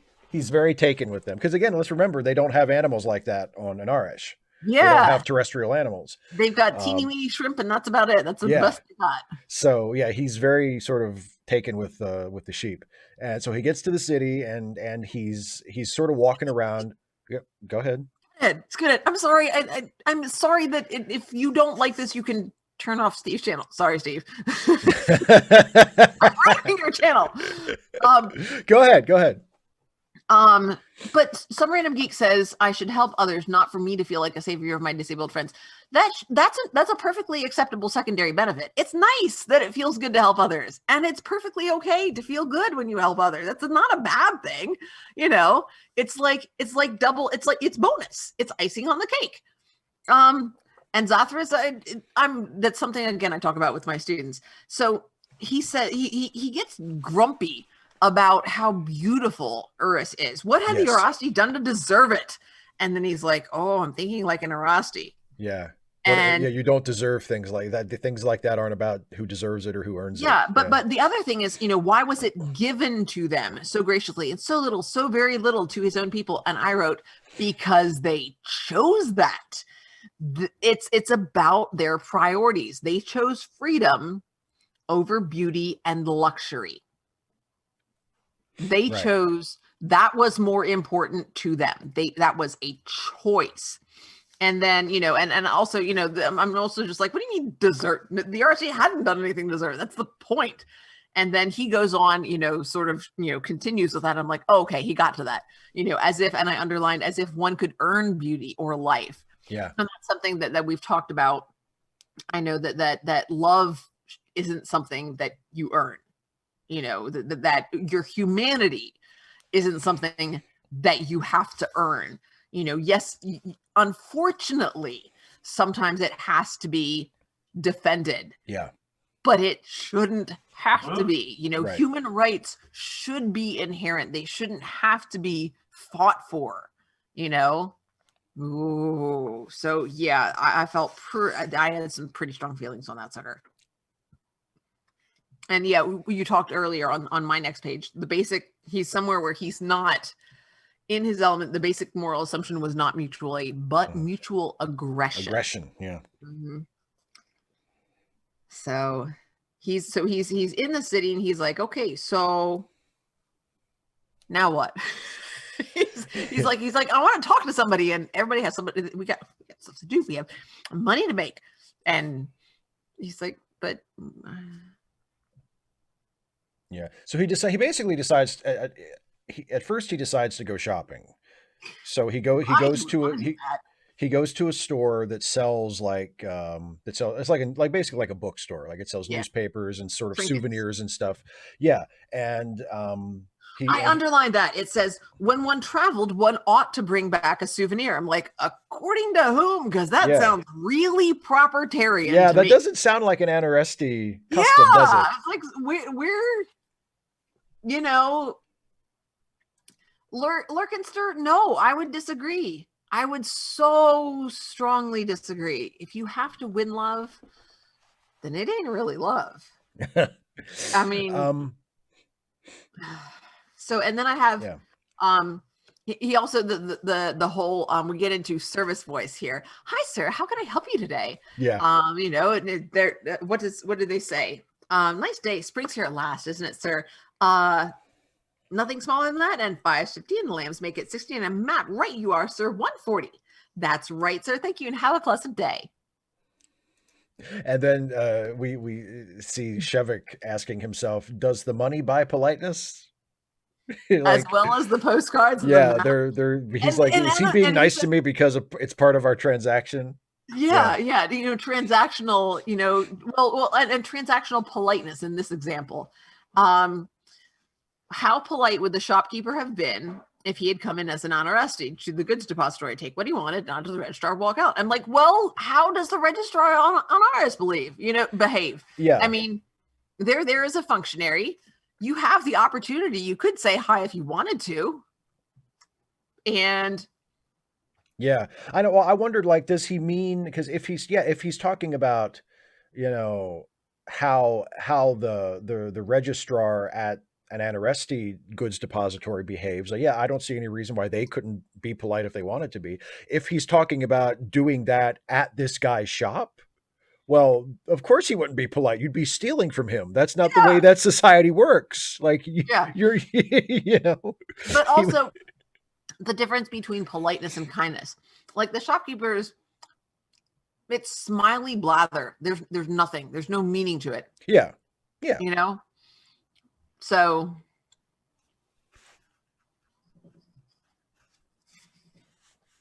yeah. I loved the phrase a little bit lower where he's before he goes into the art gallery, the phrase moral claustrophobia. I liked that. Yeah. Oh, yeah. So he goes into the art gallery and he's looking around and he sees a painting and he notices the price on the painting. And then It's still fully made. yes, Yeah. yes. And one of the salespeople or whoever at the gallery approaches him and he's like, "Hey, it's a pretty popular painting. You know, we had 5 of them a few weeks ago." It's an investment piece. Yeah, yeah, and Shevik said it costs 4,000 units of their money, and Shevik says 4,000 is how much it costs to feed 2 families for a year. And the guy says, you know, well, this is a work of art, you know, and Shevik they kind of go back and forth.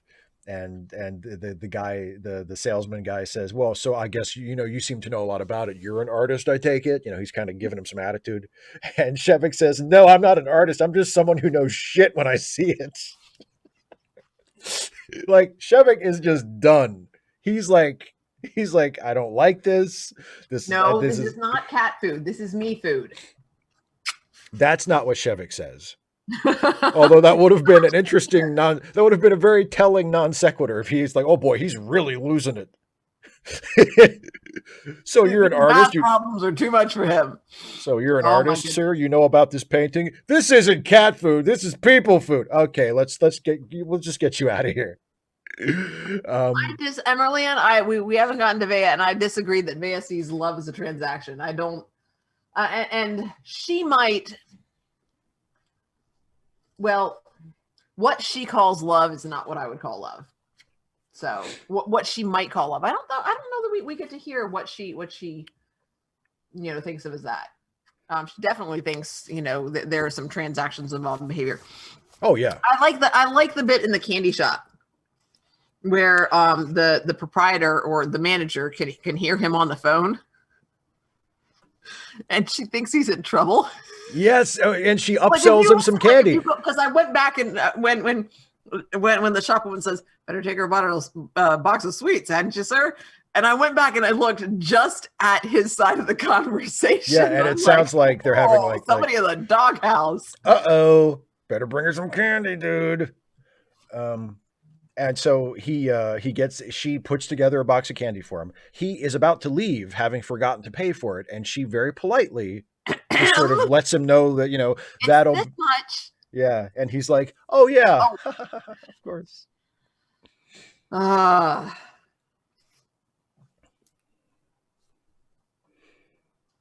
So yeah, so he's going to meet Vea at the gardens of the old palace. Oh my goodness. Because she wants to meet for lunch. He does not know what he's getting into. No, he does not. This turns into an all day and all night thing. They go to lunch, and we're told that Shevik usually doesn't eat lunch, but since he's out with her, he eats this really sumptuous meal. The food is just, terrific. Um, oh, hello. Lots of notes, y'all. So we get but he thinks of Tokver while he's with her. yes. A body profiteer.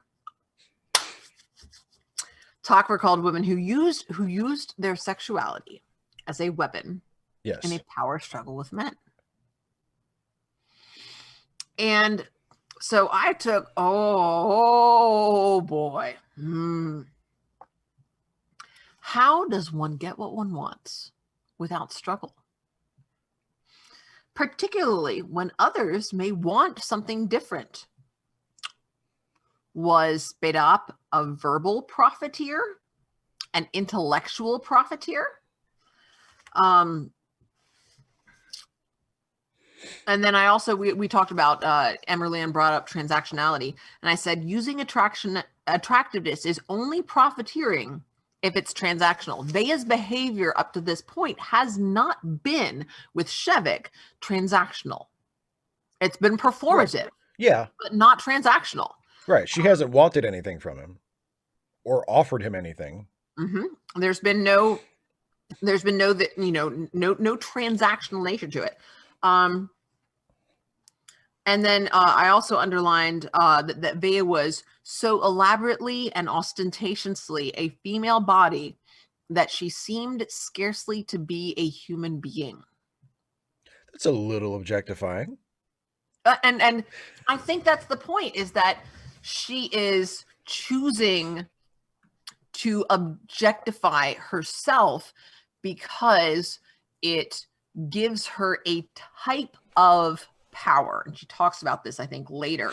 But yeah, I also marked, I'm like, is there a male equivalent of that? I mean, presumably there is, but we don't really see that. I mean, this iotic society seems very patriarchal, Mm-hmm. So maybe there's not. So maybe there's not. Yeah. I mean,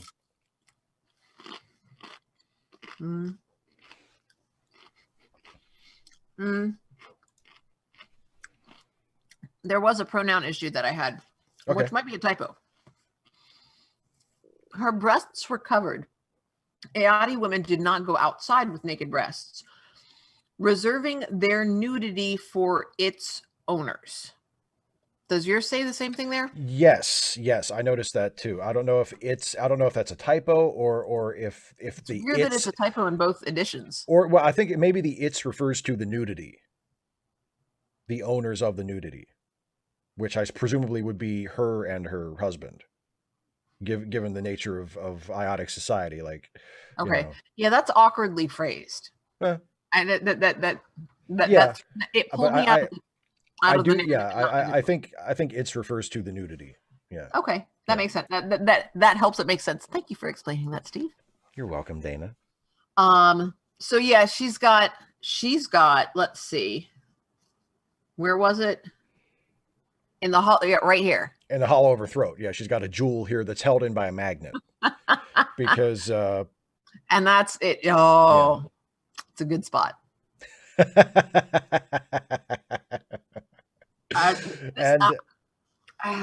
Because Shevik is like, how does it stay in there? She's like magnets, and she lets him take it. Yeah. And as someone who has some vanity, more than a little, I am, I like the shape of my head and the shape of my neck, and it's one of the things that not a lot, but a little bit concerns me about getting older is, your skin loses some of its tightness, and I won't always have that. And I like that. And so I will be honest, I am very conscious of when I have a short necklace of getting it to sit like right. Yeah. So I'm like, oh man. And she lets him reach in and take it out. Yeah. And I'm just like, oh girl, she is good. And then what she says, she is so eloquent. She says, you do disapprove of me so totally. It's refreshing. I feel that in whatever I say or do, I can't possibly lower myself in your opinion because I've already reached bottom. And my note on that, I underlined all of that. And I wrote that it's a lot of words to say in a very fancy way. I'm so very naughty. Exactly. Just like, yes, Emily, he is so out of his depth. Totally. Oh my God. Yeah. And this, yeah. I found it. I didn't find it uncomfortable, but yeah, he is. Yeah. It was so hilarious. And then she's like, oh, what are they all big and strong with like Amazon muscles? And she's disparaging them. And she says, and shave once a month. And he says, well, they don't shave at all. They don't shave. Never. Not anymore. Why would they? Yeah. And I wrote, now she's the one who's scandalized. She's like, oh my goodness. Oh, how could they? Oh no. Let's talk about something else. Oh my goodness. Bless, it's so cute. I just love her to bits. She's so I don't think she's supposed to be this funny, but I find her absolutely hilarious. And he's just and especially in interaction with him, because he's so unprepared. Yeah. He's so unprepared. And he says, I want to know, is an Arasti woman okay always with being inferior? And she's like, what do you mean? Inferior to men? What makes you? I mean, she obviously thinks very highly of herself. Yeah. And he says, well, everything that is done by men, industry, arts, management, government decisions. And I underlined that. And my note is, doing things is what matters. Like that, according to him, in his mind. And she doesn't see it that way, obviously. No, because she sees it as the women, or at least women like her, she says, are sort of pulling the strings, are influencing the people who do the things, and from her to her way of thinking, that's better. In my family, it's the phrase is the neck that turns the head. Yeah, there you go. And it's not nothing, but that's what she's been brought up. Yes, absolutely. Emerlian, class privilege. But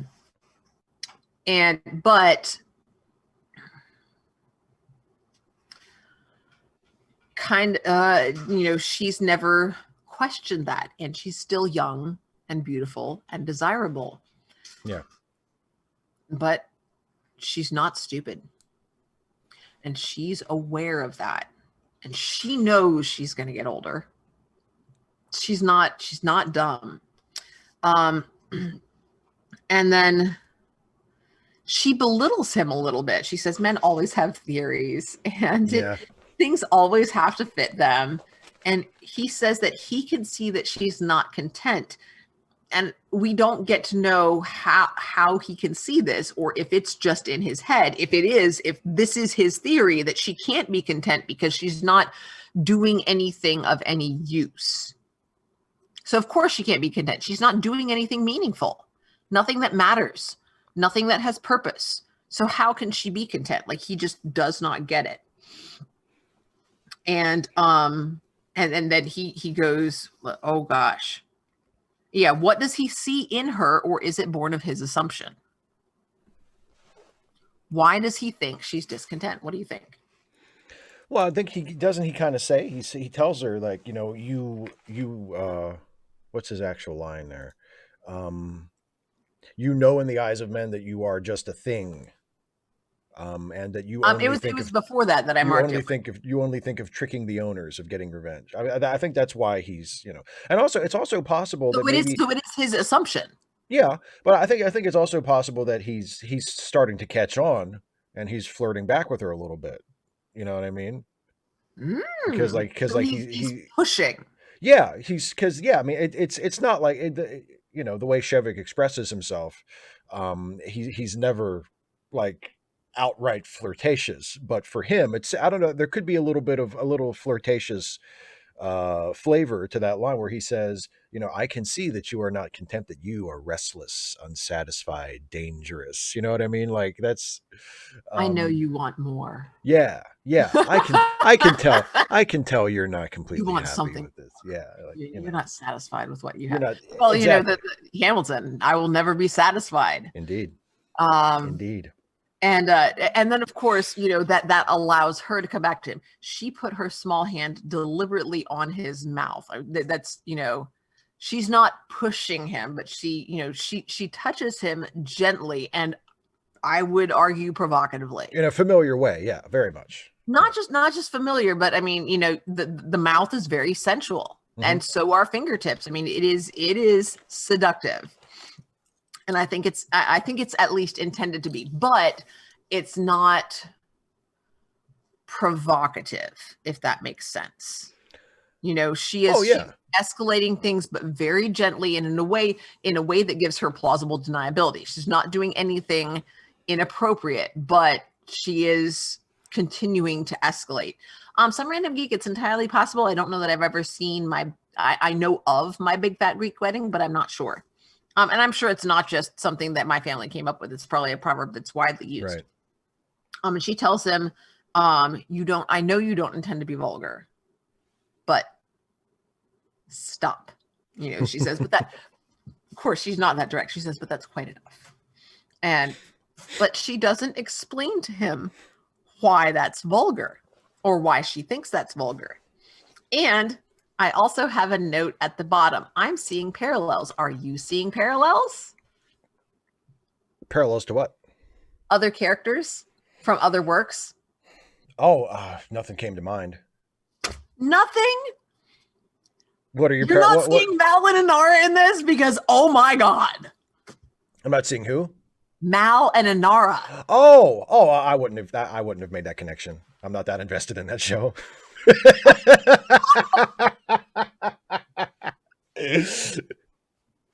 I'm not nearly invested enough in that show to make that kind of a connection from reading this. No. Oh. And you're just not aware, because I was just like, oh, he's like Mal, except not on purpose. That's funny. Shevik is he did the same with Tokver. Yes. Because his is more, there's an intensity to it, like he's pushing, and with Vea it's more like tapping. Yeah. Yeah,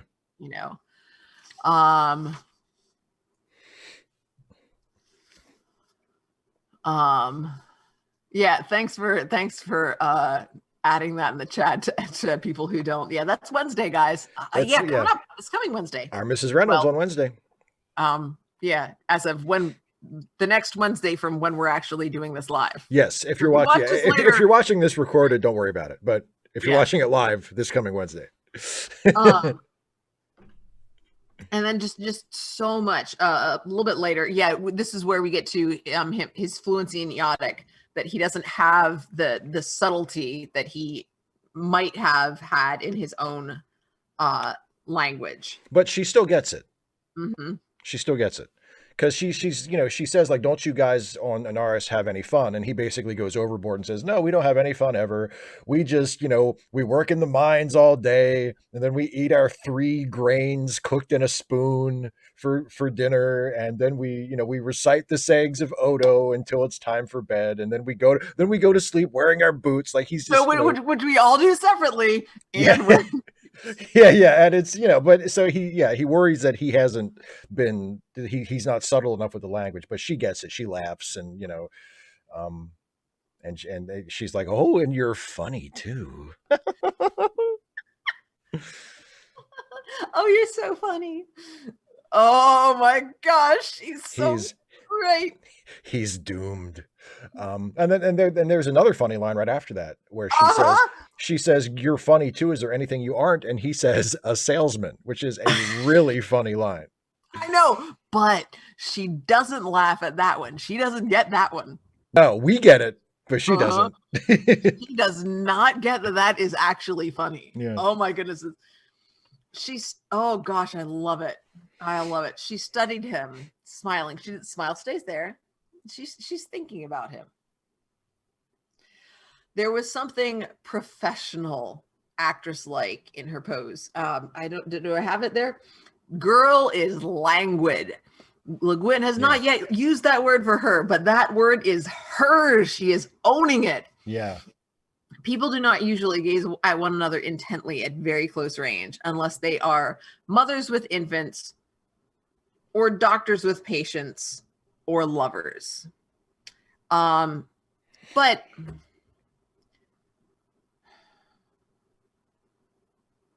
or well, gaze at one another. Yeah. I was thinking she honestly, there's also kind of like an assassin with a target. Well, The vibe I'm getting. But is that a gaze? I don't know if that's like the word gaze sort of lends it a certain quality. Like, does an assassin gaze at his target?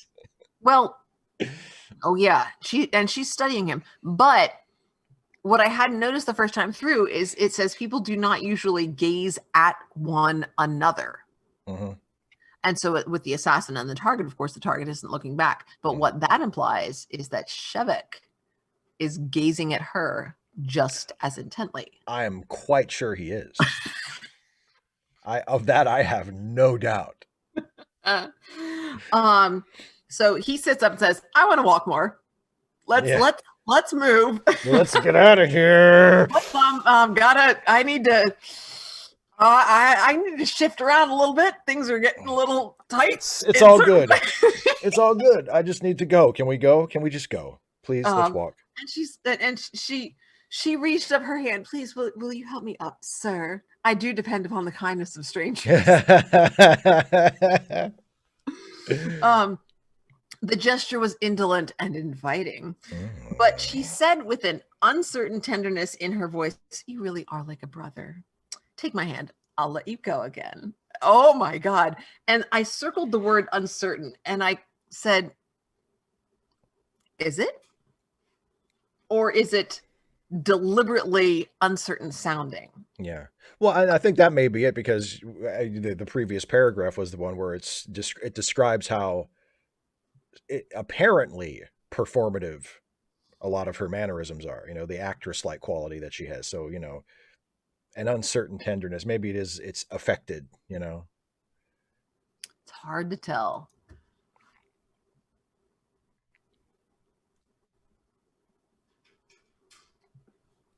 Yeah. It's just, and she, the line, "I'll let you go again," is like, don't worry. Oh gosh. Like, it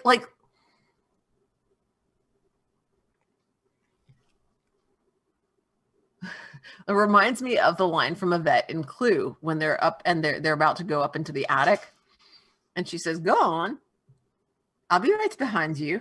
And Mr. Green says, "That's what I'm nervous." That's why I'm nervous. She says, "I'll let you go again. You have nothing to fear from me." Yes, Shevek, you do. Run away. Yes. Yeah. And they go to they go into they're at the garden at the palace, and they go into the palace, which is kind of like a museum. It has like objects and sort of things displayed, and one of the things that they have displayed was a cloak from Queen Taya, who I guess was a monarch in the olden days in IEO, and the cloak is made from people skin. It's a cloak of human skin, and it's put on display here. And Shevek is like, "Can we go?" Like, I don't want to be seeing this. "It looks like goatskin to me." Yeah, she's very completely unfazed. Yeah, she's totally unfazed by it. And Shevek is like let's get out of here. Like, this is gross. This is upsetting to I me. love his phrase. I think I would like to go outside this place. Yes. Yes. And I don't like this. And he says, why do you people cling to your shame? And she says something that is absolutely fascinating. She says, it's history. Things like that couldn't happen now. Oh, that's never come back to bite us in the ass, has it? What did that make you think of? Because I wrote something down for that. Oh? I mean, God, it could be any number of things. I don't know. Something that they kept as a memento of, and it's treated as like an object of honor when it's a memento of treating people horribly. A Confederate statue. Yeah, like that's what like every Confederate monument ever. Yeah. Which is interesting because they have, now in fairness, this is the only one that they mention. We got lots of them. Oh yeah. Oh boy, they're all over the place still. Yeah. Oh my goodness. And also this was good too. They go to see, I guess it's a play. It says they go to a matinee at the theater. And when they use theater in this book, it means like live theater. And they go to see what it's described as a comedy about a young married couple and their mothers-in-law, full of jokes about copulation, which never mention copulation. Oh, what a beautiful description of like a farce. Like, it's full of jokes about sex that never mention sex. Ah, I love it. Really beautiful description. And but he didn't really get it. So it says he attempted to laugh when she laughed. So now he's the one who doesn't get the jokes. Yes. Oh God, I love this chapter. And really, I'm having so much fun talking about it with you. I'm glad. I'm having fun too. And so he now starts wondering about Vea. Yes.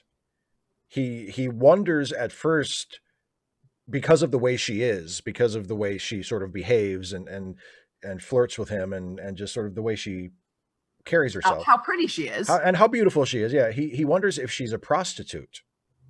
And or as they are described in the text, that mysterious entity. Because apparently he's heard about prostitutes, but he's never actually seen one. And well, because that implies transaction, which is like not like that's literally foreign to him. Well, you wouldn't think they would have them. You wouldn't think they would have them on an Irish, but he has. Sex. You have sex. If you don't want to have sex, you don't have sex. Exactly. But he apparently hasn't encountered any on Urus yet either.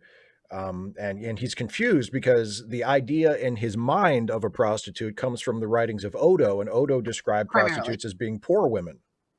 And he's like, well, Vea's not poor. Yeah. She's like super rich, dude. She, she has like a cook and a maid and I mean, a big house where she's going to have a party. Like she's totally not poor. And then also his friends talk about prostitutes very contemptuously. Specifically at his friends here. His friends at the university, yeah. As spoke of prostitutes contemptuously as dirty creatures. And so, yeah, this is, again, I wrote, again, shades of Malin and Ara, because, she's very wealthy, high status as well. And, and refined. And something else, I'm, one of the things that came up, not last episode of Firefly, but the one before, Shindig. Yeah. When he talks about what she does, he uses a slur. Yes, he does. And the thing is, that particular word is used colloquially, and what it always is used in the same way. For example, the word bastard is just used to mean, it's one of the reasons I'm not fond of the phrase all cops are bastards. Like bastard just used generally, rarely literally refers to people that we don't like. Yeah. An asshole. Yeah. There's a nasty person, an unlikable person. Yeah. And a person we don't like, not even unlikable. I don't like this person. Unliked. Yeah. Yeah. It's so so broad and general, like the word good I was complaining about earlier. But essentially it means selling out. It's used like as a stronger form of that. And it means essentially exchanging ideals and for goods or services. It's the commodification of an ideal. And so that's why it's as associated with sex as it is. The idea that sex should be intimate and there should be a personal connection. Right. And that's why it's also used, I would think, most often in terms of public service, selling out your values, the things that you believe in, the causes you believe in, and in terms of art. Performing or creating art that you don't believe in, that you're not creating because of the desire, the pure desire. There's also that element of rejecting purity, of choosing commerce over purity, the desire to create in terms of art, the desire to make the world a better place in terms of politics. Random Geek, I prefer all cops are complicit, because that makes it clear that we are talking about the system, that it is an institutional issue. It's when you say all cops are bad or all cops are bastards, it focuses on the cops, whereas complicity involves connection with a system and the system itself being problematic. And I really think that should be the focus. On the other hand, the word complicit is a 25-cent word instead of a 5-cent word, so it doesn't have the same punch, but, and then I underlined this: Vea, despite her continual, Miss Le Guin, I would say perpetual displayed such sensitivity to open talk about anything sexual that Shevek watched his language with her as he might have done at home with a shy child of 10. And I underlined that and wrote, not like Inara. Whereas Inara is going to talk about sex very, very calmly and openly and gently and comfortably. This is just, it's a thing. Yeah. We can talk about it. We don't have to. That's fine too. But I think that's also part of no. Some random. Let me read it. Not complacent. Complicit. There you go. But also, I mean, I think that's what you were describing with Vea. I think that's part of her performance. Yes. Like Absolutely. Being super sensitive to sex talks, like, oh, you naughty thing, like that's sort of. That, but the Madonna song, like a virgin, you make me feel like blushing. It's so blushing. New, like oh, I think that's part of her shtick. Yeah. Yeah, exactly. Yeah, no, and I understand. I'm talking fast because I'm really, enjoying myself and excited about this, the discussion here. And also I have pulled my microphone forward after being told by Jason, can you actually not have that on the other side of your damn desk? Get closer to the mic. God, sorry, Jason. Sorry. I'm new at this, okay? If you're further than 2 feet from your mic, it's a problem, and you should ideally be about 10 inches away. But you're for right now, you're fine. Like I can hear you fine. That's perfect because it's like there you go. That's not even too fully extended hands, but too partially extended. There you go. And then it's true, you really have no morality, she asked, as if shocked but delighted. God, she's so performative and she's so good at it. It's an art. I love Vea. I don't think I like her better than I like Shevek, but she's probably my second favorite character after Shevek. She definitely leaves more of an impression than any of the other non-Shevek characters to this point. Yeah, for sure. Which I think is an authorial choice and is totally. Yeah. She is memorable. Ain't that the truth? She says, you aren't, and again, she's provoking him. You're just as much slaves as ever. You aren't really free. He's like, huh? I read an article in a magazine about Odonianism. Yeah, I love that. He's like, how do you know? She's like, I read an article.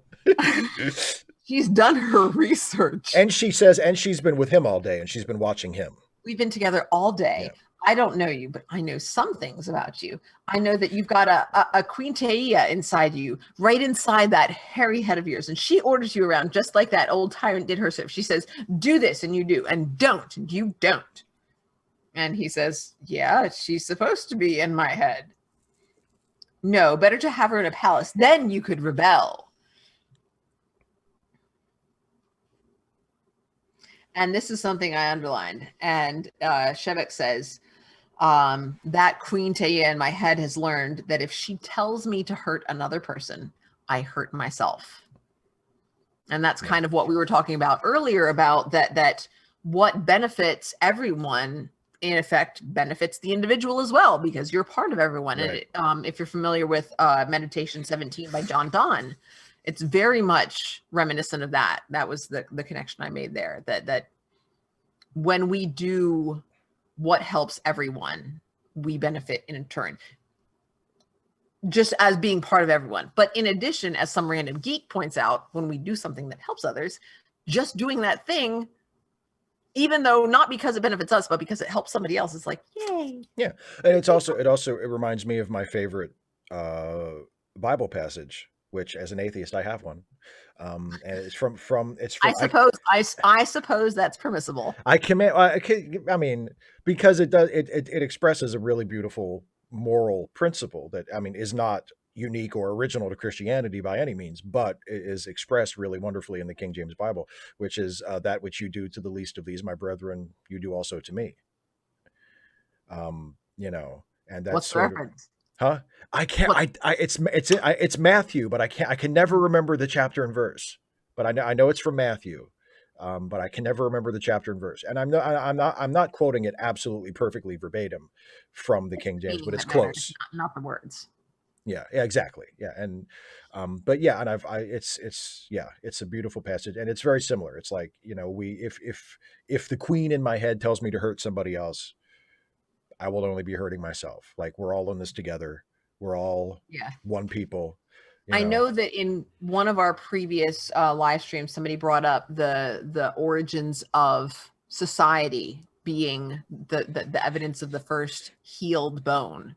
Yes. The idea that we judge a society based on how it cares for its least productive, least valuable members. Right. And I think that's the sentiment there. And that's like a mark of civilization when you get to the point where you're treating people as though they have inherent value, whether or not they can contribute in terms of labor or production, whether or not whatever. You can profit from them. Yeah. And suddenly, Steve, that's a great one. Quoting Asimov, it is natural to wish to help yourself, but in a world so interconnected, we best help ourselves by helping others. I love that. Good night. Yeah, thanks, C Demon 78. I hope you get to watch the rest of it. We're getting there. We're getting there. There's a little bit. We ain't gotten to the party yet. No, but we're close. Yes, this was it. She says the law of evolution is that the strongest survives, and he says yes. Yeah. Strongest in the existence of any social species are those who are the most social. And then he follows it up in human terms, most ethical. I'm like, not necessarily. Not necessarily. I wrote, not the same. There is manipulation. There is deception. I wrote connections to Ocean's 11 and The Sting. There's that scene where they get the money guy, and he's like, oh no, I don't want to be involved in this. Just out of curiosity, who are you going up against? And they're like, and they tell him, he's like, you got to be crazy. And also in The Sting, when they decide on who the mark is, and essentially it's he can't know after it's over that he's been played. You have to hold the lie, is what I wrote down. Yeah. You know, that it's possible to do this, to deceive someone so fully and so not just completely, but continually, that they never find out about it. And oh man, the thought about that it doesn't sit well in my tummy. Yeah. But and not necessarily, the ethics of that are certainly debatable. And so yeah, she invites him over to her place, and in fact, I think they are at her place. They're at her place when they're talking, yeah. And then the people start showing up for the party because she's having a big party. And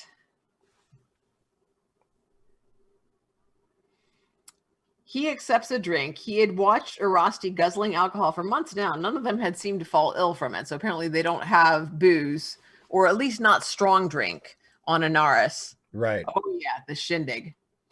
Yeah, totally. The stuff tasted like medicine, but somebody explained that it was mostly carbonated water, which he liked. He was thirsty, so he drank it right off. And I don't know if you can see my note there. Oops. He was thirsty. Like, uh-oh. I'm like, let me tell you, I have had and I have enjoyed many a Long Island iced tea. Oh boy. So they get to talking. And it's so, and especially given the story that I'm working on, Booze Wayne. Oh yes, yeah. I'm reading this and I'm going, this is it, except this is not what's gonna happen. But like, I think I'm gonna have Bruce read this scene. Like this is how part of his training. Part of his training. You know, this is the progression of intoxication. Yeah. He studies it, not for science fiction, not for literature, not for politics. This is how intoxication works. Oh my gosh. Oh yeah, Nick, so much more than tipsy. Oh yeah, see, now I'm stuck here and I can't go. Well, I don't have any rye. We haven't done a bottle run in a while. And so he starts talking about his theory, and just but he's talking to laymen. Right. There are a couple of guys at the party who are like super interested in his theory, and he's trying to explain it to them in like using metaphor and sort of he talks about the two different kinds of time. There's sort of time as in cause and effect, and then there's time as the circle, or time in terms of cycles. Yeah. Yes, and that was that is in the book Abundance Without Affluence, I think it is. They talk about that.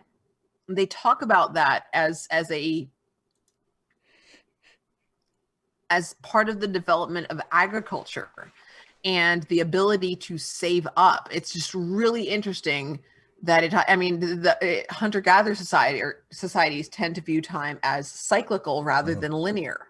It's really interesting because, this was written way before that. Yeah. This is really, but then of course they're looking at hunter-gatherer societies, which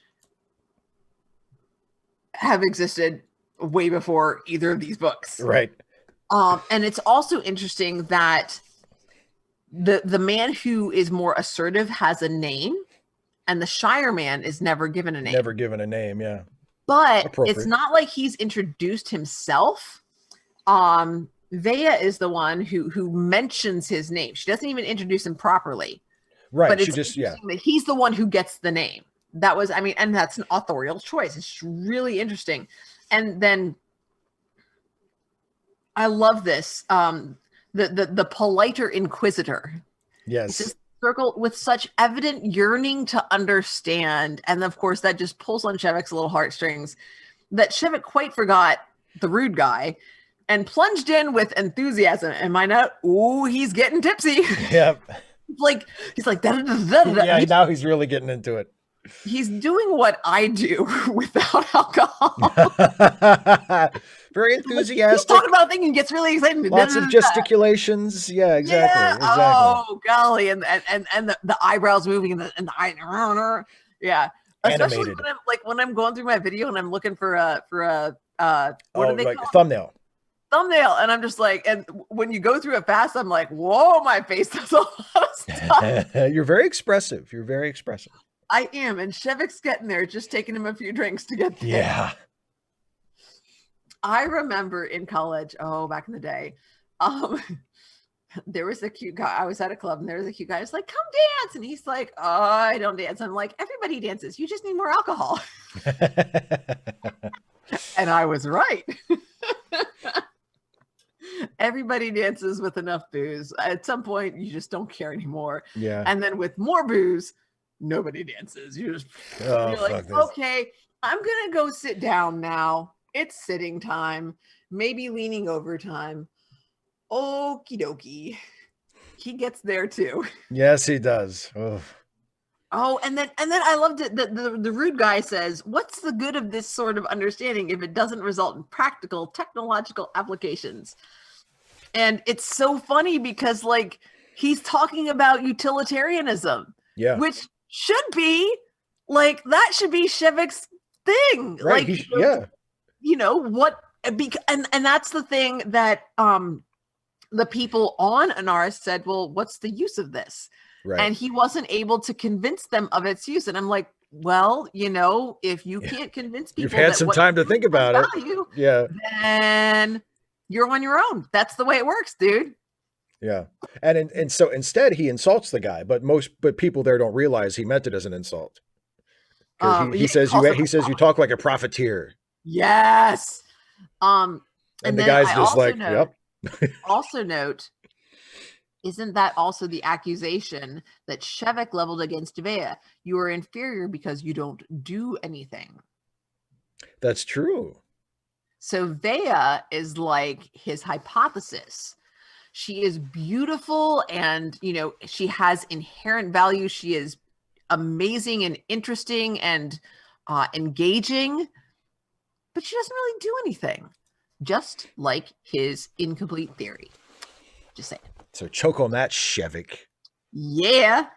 And then our sense of time, just that use of that word, I liked that. Yeah. Yeah.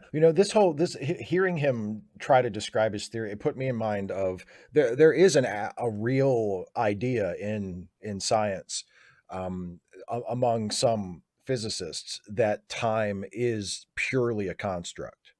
That there is no actual thing external to our experience that we can call time. That it's that what's actually happening is stuff just moving around, and because of the way we experience things, we sort of impose a sense of time passing on it. But actually, time doesn't really exist. That's just our experience. Our brain interprets it that way. Yes, exactly. And it's kind of like Shevik kind of says that when he says, you only experience time when you're conscious, when you're dreaming or when you're sleeping. Like when you're sleeping and you're unconscious, you don't experience time at all. When you're dreaming, things are all jumbled up. Things happen out of order. Things happen in sequences that they wouldn't happen, when you're awake.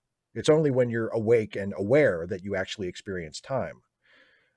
So he's sort of hinting that he feels the same way, or at least that he feels that is one legitimate way to look at it. Yeah. It's really interesting to think about because, for example, magenta doesn't exist. Right. Because red and blue, color is a spectrum, and red and blue are at the opposite ends. And it doesn't actually loop around. What's in between red and blue is like green. What's in the middle. Right. But when you get a mix of red and blue, your brain goes, but that's not green. And so it literally invents magenta to say, well, this is what red and blue looks like when it's together. It's like, oh yeah. It's all based on our perception. It's, depending on how far deep into the weeds you want to get, like color in general, it's exists or doesn't exist. Like colors are how our brains interpret wavelengths of light. Yes. That's it. Like so, and we will never know what the universe quote unquote really looks like to eyes other than our own, because we literally cannot see don't have anything. those other eyes. Yeah, we do. We don't have those eyes, and we don't have those brains. Yeah, and then exactly. all the connecting bits. It's and then just it's impossible. So we'll never know. So but yeah, it's fun to think about. Oh, it's fascinating to think about. It's so and so many different. I have like all kinds of circles and arrows right in here when he says to break a promise is to deny the reality of the past, which I think he overstates it. I don't know if it denies so much as downplays. And the reality of the past, I question whether that's reality or significance. Yeah, I think reality is stretching it a little, but yeah. But again, like I said, he's getting tipsy. He's a little drunk. Therefore, it is to deny the hope of a real future, or if we're downplaying the significance, it downplays the hope of a reliable future. Well, if I can't trust your promise, then you promise something, I can't trust it. That doesn't mean that it's not real, but it gets into that. And this is where they're talking about the sequence, simultaneity, and sequentialism. Sequentialism. And what I put was not so much in physics, but Calvinism and Arminianism. Oh yeah. Mm-hmm. So philosophy, because he does talk about determinism. I mean, determinism and free will, absolutely.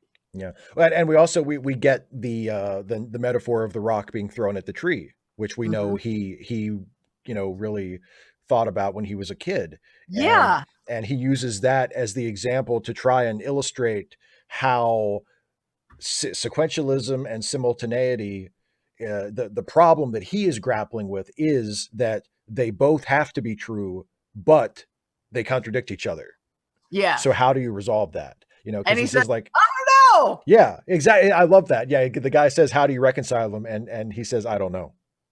And it's this moment, and he's really been drinking now, and it's just, but it's like this moment of sort of brash honesty from him, where he's like, "I don't know. Like I've been working on it. I can't figure it out." Yeah, not only that, but I mean, that's been something that's been weighing on him. Oh yeah.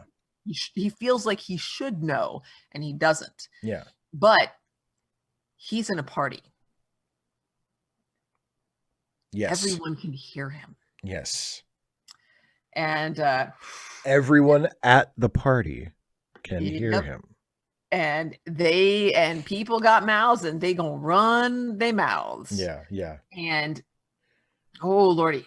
And then the rude guy, the profiteer says, "All very well, but what industry needs is answers." Shevik turned slowly, looked down at him, and said nothing at all. Yeah. And then Vea's like, there was a heavy silence, into which Vea leapt, graceful and inconsequential. Yes. It's like, okay. I'm the hostess. I fix the things. and again, note, Shevik was thirstier than ever. My note, whoo boy. Yeah. Somebody just give the man some water, please. And he's like, I'm not going to say anything more. Next page. Why do you talk only in abstractions? He inquired suddenly, wondering as he spoke why he was speaking. You said you weren't going to say anything, dude. My note, he's so toasted. And they all start doing the thing of drunk people talking over each other, but we're talking physics. We're smart people.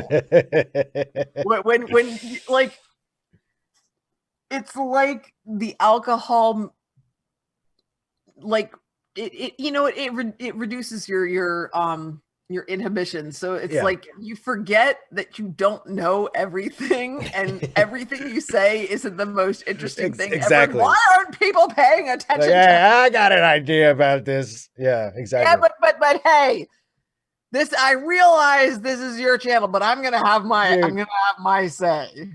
You shut your goddamn mouth. How can you say things? I'm sorry. How can you talk to me that way? Don't start fucking crying. God damn it. It's my party, and anyway. It's well, we're gonna something bad is about to happen at this party. Boy, is it ever. Whew. Okay. But I did underline the line when he has a page long soliloquy here. Oh yes, he goes I for did it. Yeah. underline, here you see the jewels, here you see the eyes. Yes. I liked that. That's the difference he sees between the two societies. Yeah. And then he just like, there's a cliff ahead and he just keeps going. It is all I can see in your eyes. The wall, the wall. Yeah, and everybody's like, it's like that scene in the movie where it's like dead silence. You know what I mean? Where he's just like, uh-huh. They were all looking at him. He heard the loudness of his voice still ringing in his ears. Still ringing in the silence, felt his ears burning. The darkness, the blankness turned over once more in his mind. I feel dizzy, he said, and he stood up. Well, don't, that's a bad idea. Big mistake. Like, okie dokie. Well, this is just, oh boy, he is so drunk. So Vea kind of takes him by the arm and it's like, okay, all right, we're going this way. we're walking. We're walking. Oh boy. And she's leading him away and he's in the drunk sort of like, oh God, you smell good. And Mode, then she's like, you are just too much. You're so funny and so magnificent. Really, I have to kiss you for that. And she kisses him. And then he's like, yeah, that'll do. And he kind of grabs her and kisses her back. And she's sort of like pushing him away and going like, all right. No, I've got to get back to the party, honey. Yeah. I gotta go. She's trying to put him off, but like in a sort of a playful way, like, okay, we can't do that right now, you know. Not now. I haven't. Yeah. My husband's coming back soon. This isn't okay. Let me be. Don't mess up my clothes. Yeah. And she, she eventually pushes him and he took a step backward, confused, but he could not stop. And I'm like, okay. So he couldn't. This was written in 1974. Yeah. Indeed it was. And I have lived my whole life as a woman. And I have lived a significant portion of my life as a large woman. So this scene is, I think, familiar to women, but not to me. Right. What were your thoughts? Well, I mean, the the way it's the phrasing of he could not stop. It's like, well, but yeah. I mean, it's Le Guin does not want to lose Shevik. So she can't have Shevik do anything that bad or that because this is bad. What he does here is bad. But I think she tries to present it in a way so that it won't be unforgivable. And so part of it is that he's drunk. Part of it is that, it ends it ends in a way that is embarrassing for him because he comes in his pants. And Does then he? just his semen spurted out against, or not in his pants. I guess it's out of his pants at this point. But he prematurely ejaculates. We'll put it that way. He has the opposite of the whiskey dick problem. He doesn't have whiskey dick. He has, I don't know what you would even call that. Cocaine dick. But he and then she like pushes him away and he kind of stumbles out, and throws up in front of everybody. And then it's like, okay, somebody take him home. Party's over. Party's over. But yeah, I feel like it's written in a way so that Shevik, we get to see that Shevik is out of control and is acting extremely, extremely inappropriately, but is still behaving in a way that we can still come away with some sympathy for him. Now, I think if this book were written today, given our present level of understanding about sexual assault and the way things happen, and where our sympathies ought to lie, I think this scene would have to, I just don't know if you could have this scene. I mean, I don't know. Even if you say, even if you try to qualify it by saying like, well, he was drunk and, you know, he was sort of out of his head and he was out of control and he didn't actually rape her. It's still like, it's not, there's no excuse for the way he behaves in this scene, you know, and it's, And um, I think the scene does not. I like that the narrative does not excuse him. no, yeah, it doesn't excuse him, but I do think the way that the scene is constructed it's I think and I'm obviously I'm speculating, but I think the intent of the author is to have him brush up against the moral event horizon without actually crossing it, Yeah, yeah. and you know, yeah, and He, I yeah, think Emily, and I think they do have some alcohol. Like they have, like the equivalent of like ale or maybe mead. And so, but having grown up with romance novels, um, and some of them, I mean, there is discussion in that fiction community about, especially in some of the earlier romance novels, about power fantasies and yes, rape and consent. And yeah, 74, that's why it's 74. And I was thinking, you know, that's none. I could have sworn they had like some really lightweight stuff and he's just not used to this. Okay. Um, hmm. But yeah, the idea, I think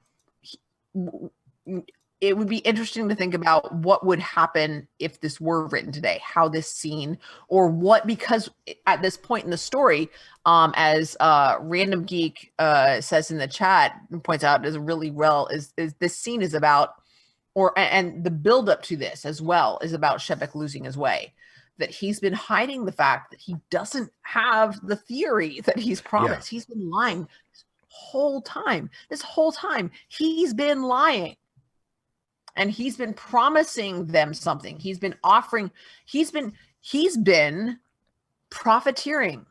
He's offered a transaction. There is right, something that they want that he has promised to them that he doesn't actually yeah, have. and that he doesn't know if he can even provide at any point in the future. Yeah, no, Yeah, he does not have this thing. And yeah, there's yeah. He's been bluffing them and possibly bluffing himself. yeah. He thinks he can get it, but he's been holding out because, you know, he really been trying, you know, all that stuff. And the personal, I think there's a cultural expectation on an artist for forthrightness. Mm-hmm. And but he goes beyond that. I think we've seen is in that he is, even for an honesty, he's very idealistic. Oh yes, That's why we see, you know, the issue with him and Bedop. Um, and that's, I think some random geek points out that the main character in Wings of Hananez was also losing his way at that point in the film. I think that's part of the structure that we have for story yeah, at this point in the story. It is the expectation of, you know, that's the development of where we're at so yeah. far. And I think, speaking of, like, you know, if this novel were written today, or how are things different now than they were, say, in 74, we are a lot more aware and a lot more sensitive to the inherent problem of using, especially using a male character committing or attempting to commit or almost committing a sexual Sexual assault assault. against a Yeah. woman as a way of furthering that story, you know. Mhm. So it's like, oh well, you know, he doesn't complete, you know, he doesn't, you know, complete this act of rape, but he assaults her, and there is intent there. And it's because He is he's going lost, to and have sex with her, whether she wants it or yeah, not. and it's because And he's, and it's meant to signify that he has lost his way, and it's like, well, maybe we can find other ways to signify that a character has lost his way other than having him assault a woman. That's what we would say, at least the more sort of sensitive, aware of us now would say. Back then, and I mean, you mentioned like romance novels, how common that trope was. And it's still fairly common today. I mean, it's akin to the trope of fridging, where something horrible happens to a woman to further the story of a man. This is another form of yes, that. I will stipulate that is less common in romance novels. Okay. It's yeah, you don't it's not cool within the paradigm. I don't know, within that group, that fandom. Not that there aren't people for whom that, again, that sort of power fantasy is not a turn on, but there are complicating factors. There are, it's generally more about the power fantasy, and it's not, it's very carefully navigated. No, I'm not. Cardinal Doomsday, I'm not saying this is a rough book. We're looking at sort of what the expectations for what a narrative can do and how the larger cultural expectations shape that. Because if Shevik in this scene, in the time period in which this was published, acted in a way that would be that a character in a modern book was published, it might have been seen as really not that big a deal. Why is it might have made us lose respect for him because he's getting so upset and made him seem unreasonable. So there's that consideration as well. If he had done less and been as upset as he's about to be in the next section of the book, presumably, that it wouldn't have made sense within that. Aurelian there's a quotation mark there, and I'm not sure if you're like quoting somebody else or, yeah, her body taken rather than given. But I mean, given, presumably transactionally, there's that, question with him. Yeah. So Shevik staggers out back into the party, throws up, heck out. And we see that Pi is there. And he's like, I'll take him home. And we learn that Oye called him and be like, hey, come get him, So Pi and who else, and who's the other guy with him? It's Oye and Pi, both take him home. And while he is passed out, we get a little bit of plot development here for the first time in a while. While Shevik is sort of passed out, or mostly passed out, in the limo that they take him home in, they are talking about him and talking about like how they say like, why are you so worried about him getting to see the slums? Why are you so concerned about hiding like the poor people from him? And the answer is, it's not about him. The other way around. Yeah, it's not about what he sees. We don't want people to see him, because there's a myth on this planet, we learn, about someone who comes to Urus, who is a stranger from another place, who is an exile, who will sort of be a harbinger of change, of a new time to come. And they're afraid that they'll make him into sort of a messiah, and that's not good. Like, we don't want that. We don't want the poor people to rise up against us. So nope, sorry, we're keeping him away from the slums. Someone who lives in and works with young people, especially in an impoverished area, talking about the poor people, they say Send them to fight Thew.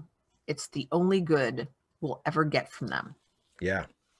And that just really hits me hard, because I have family in the military and I love them very much. And it's hard for me to reconcile with how I see it playing out in schools. The offer of a job, a career, and education. I mean, our poor young people are so much more likely to take the risk involved in joining the military than our wealthy young people. Oh, definitely. Yeah, and that's, Yeah. I mean, it's because there's just, Because we've left them in a situation where for many of them that is, I mean, economically that's their best deal.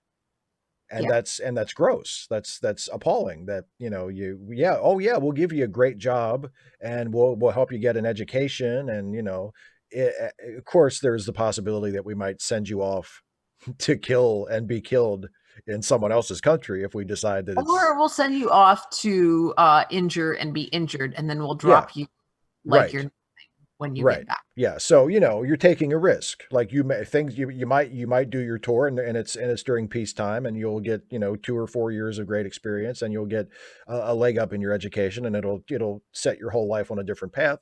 Or you might get your leg blown off or come back with crippling depression or some other kind of, some other form of PTSD from having to murder someone else or get nearly killed yourself or see your friends get blown up or whatever. And maybe we'll have your back and maybe we won't. Probably Sorry, not. yeah. I loved the bit with OEA. He stayed to take off Shevik's shoes, but he takes care of him. Yeah. The fear and the love for Shevik, he felt for Shevik rising up in him, each strangling the other. Yeah. That's beautiful. It's a really beautiful phrase. Yeah. But I like the fear because he scowled and he muttered "dirty fool," and I'm like, that's revulsion. But the interesting use of the word fear. The fear and the love he felt, the fear for Shevik. Right. Like he's afraid for him. Like he's concerned. Like he's not afraid of him. He has fear for him. How could you be so stupid? Yeah. But you didn't know any better. Yeah. But I tried to protect you and I couldn't. There's so much going on there. And it's just, I love it. Yeah. And then, he goes out and he sees Pi going through Shevik's desk and he tells him to knock it off. He's like, come on, let's just go. But yeah, at the end, Pi takes one of Shevik's papers. Yes. And I just went, which one? Why that one? Can he understand? Yeah. So not only do we see, and that's the end of the chapter. So not only dun, have dun, we, dun! I know, right? Not only have we seen that Shevik is facing the possibility that he's not going to complete this theory, now some of his keepers have discovered as well, because he shot his mouth off at the party and then Pi was going through his desk. They're like, oh, is he even doing anything? Has he just been playing us this whole time? He's been using us for, a vacation to Urus and a nice hotel room, and he hasn't even been doing anything.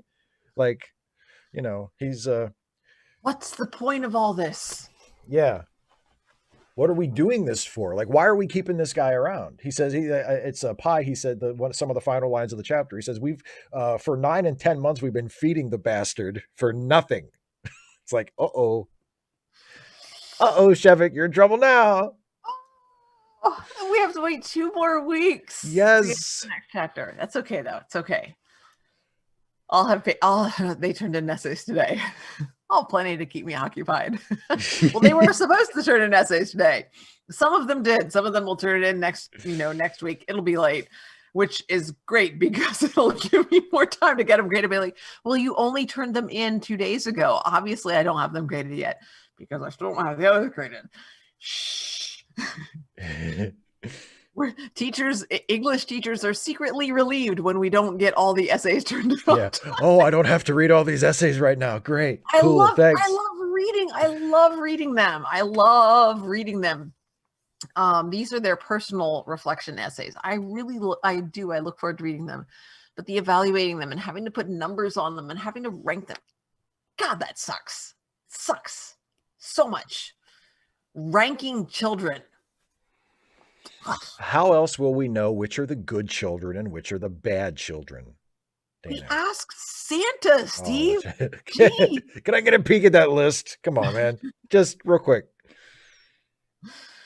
Oh my goodness. So yeah, this was 3 hours later.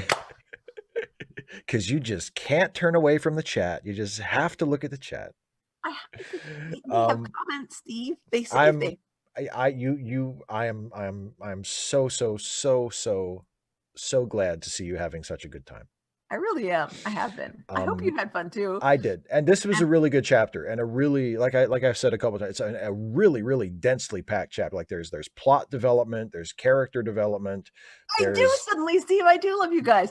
Some Random Geek, however, it's different from chapter 5 Reaway because Steve and I didn't yell at each other. No, we didn't. We didn't. We disagreed, but we didn't. I didn't tell you, hey, it's my turn to talk now. Like I did. I wasn't as disrespectful. Well, that wasn't disrespectful. I think I was talking over you. I mean, I was being disrespectful to you. No. I don't think that your viewers would see it as that's right. Because you're too, I let you know what, Dana, I let you get away with too much shit on this live stream. But it's all right. I'm cute. I love it how like you do. Steve. I mean, you're a softie. But it's one of your defining characteristics, and I like it. Oh, thank you. You're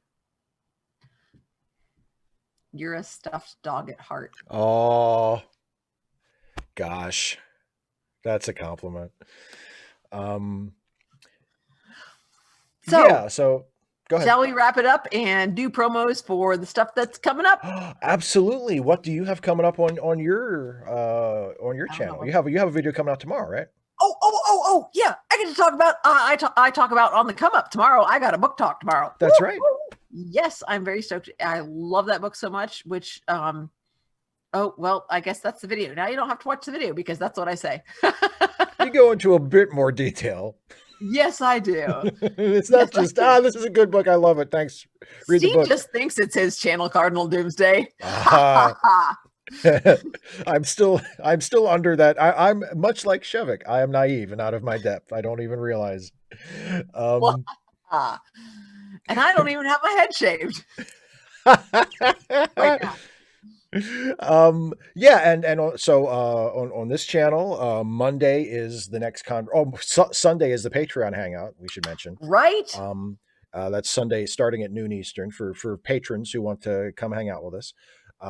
And Monday night at 6 will be the next conversation stream. It's Katie Montgomery, who is a trans activist and commentator. A lot of you, I know her primarily from Twitter, although she also has her own YouTube channel where she does a regular live stream called Turf Wars. And she is absolutely relentless and tireless at calling out transphobia and all kinds of bigotry of all kinds, but she focuses on anti-trans bigotry, and she is because there's no shortage of bigotry in general, and there's no shortage of trans bigotry either. She is absolutely a champ, and I don't know where she gets the energy to do it as relentlessly as she does. But so we'll talk. We'll probably talk about that and some. So other stuff you need to ask her: is it coffee, tea, Mountain Dew? Right. What is the fuel? What is the fuel that keeps you going? Cardinal Doomsday, I'm curious. Who have I disillusioned? I guess me. Um, No, you are still full of illusions. I am I saw so I am quite illusioned, I assure you. it. Um, and then on Wednesday we have the next Trek Reluctantly, where we'll be watching Firefly. We'll be watching our Mrs. Reynolds is the next Firefly episode, and then a week from tonight is Ask Away, where I'll be answering questions. And also on Wednesday, in addition to our Trek Reluctantly stream, is I believe I will have it done by then. I shot it Better. today, and I'll be working on it this weekend and next week. It's my video about the live action Titans series, I and am so looking forward to getting to see this video because me too. I've heard about bits and pieces and I've seen you start putting it together and Yes, it looks like it's going to be an awesome video. I hope so. I mean, I suppose it's possible that you could torpedo it. I mean, if you made an effort, you could turn it into crap. But I think even just with what you've got now, I mean, it's going to be one of your best. Oh, I hope so. I appreciate the vote of confidence. So that's what's coming up in the next week or so on this channel. And yeah, don't forget, if you haven't already, subscribe to Dana's YouTube channel. It's linked in the description. And Some Random Geek has been kind enough to post it in the chat a couple of times. And also don't forget the charity links that Okay, I Geek was waiting has. for you to say that. I thought that's where you're going. I'm like, and Yeah, okay, and yes, charity links. charity links that Some Random Geek has been sort of Curating for us over the past little while, and that's also linked in the description. Those are links to fundraisers and PayPal links and stuff like that from friends of ours who are going through some tough times and need a helping hand. So if you can click that link and check out those fundraisers and people in need, and absolutely, if you can afford to throw them a couple bucks, please, please, please do so. That would be really very much appreciated from all of us. So I think that's it. Some Random Geek. I thought you bathed. You're a clean commie, right? A Mostly. well kempt commie. Um, and yes, and of course, 2 weeks from tonight, it's Cardinal Doomsday. 2 weeks from tonight will be the next chapter of the Dispossessed. We switch off. It's every one Friday is Ask Away, the next Friday is Read Away. So a week from tonight is Ask Away. 2 weeks from tonight is the next Read Away with chapter 8 of the Dispossessed. So you have until then to read the next chapter. Well, it has been a blast. I really have enjoyed it. I'm so glad you had a good time. I had a good time. I hope everybody watching had a good time and enjoyed our discussion. And yeah, so.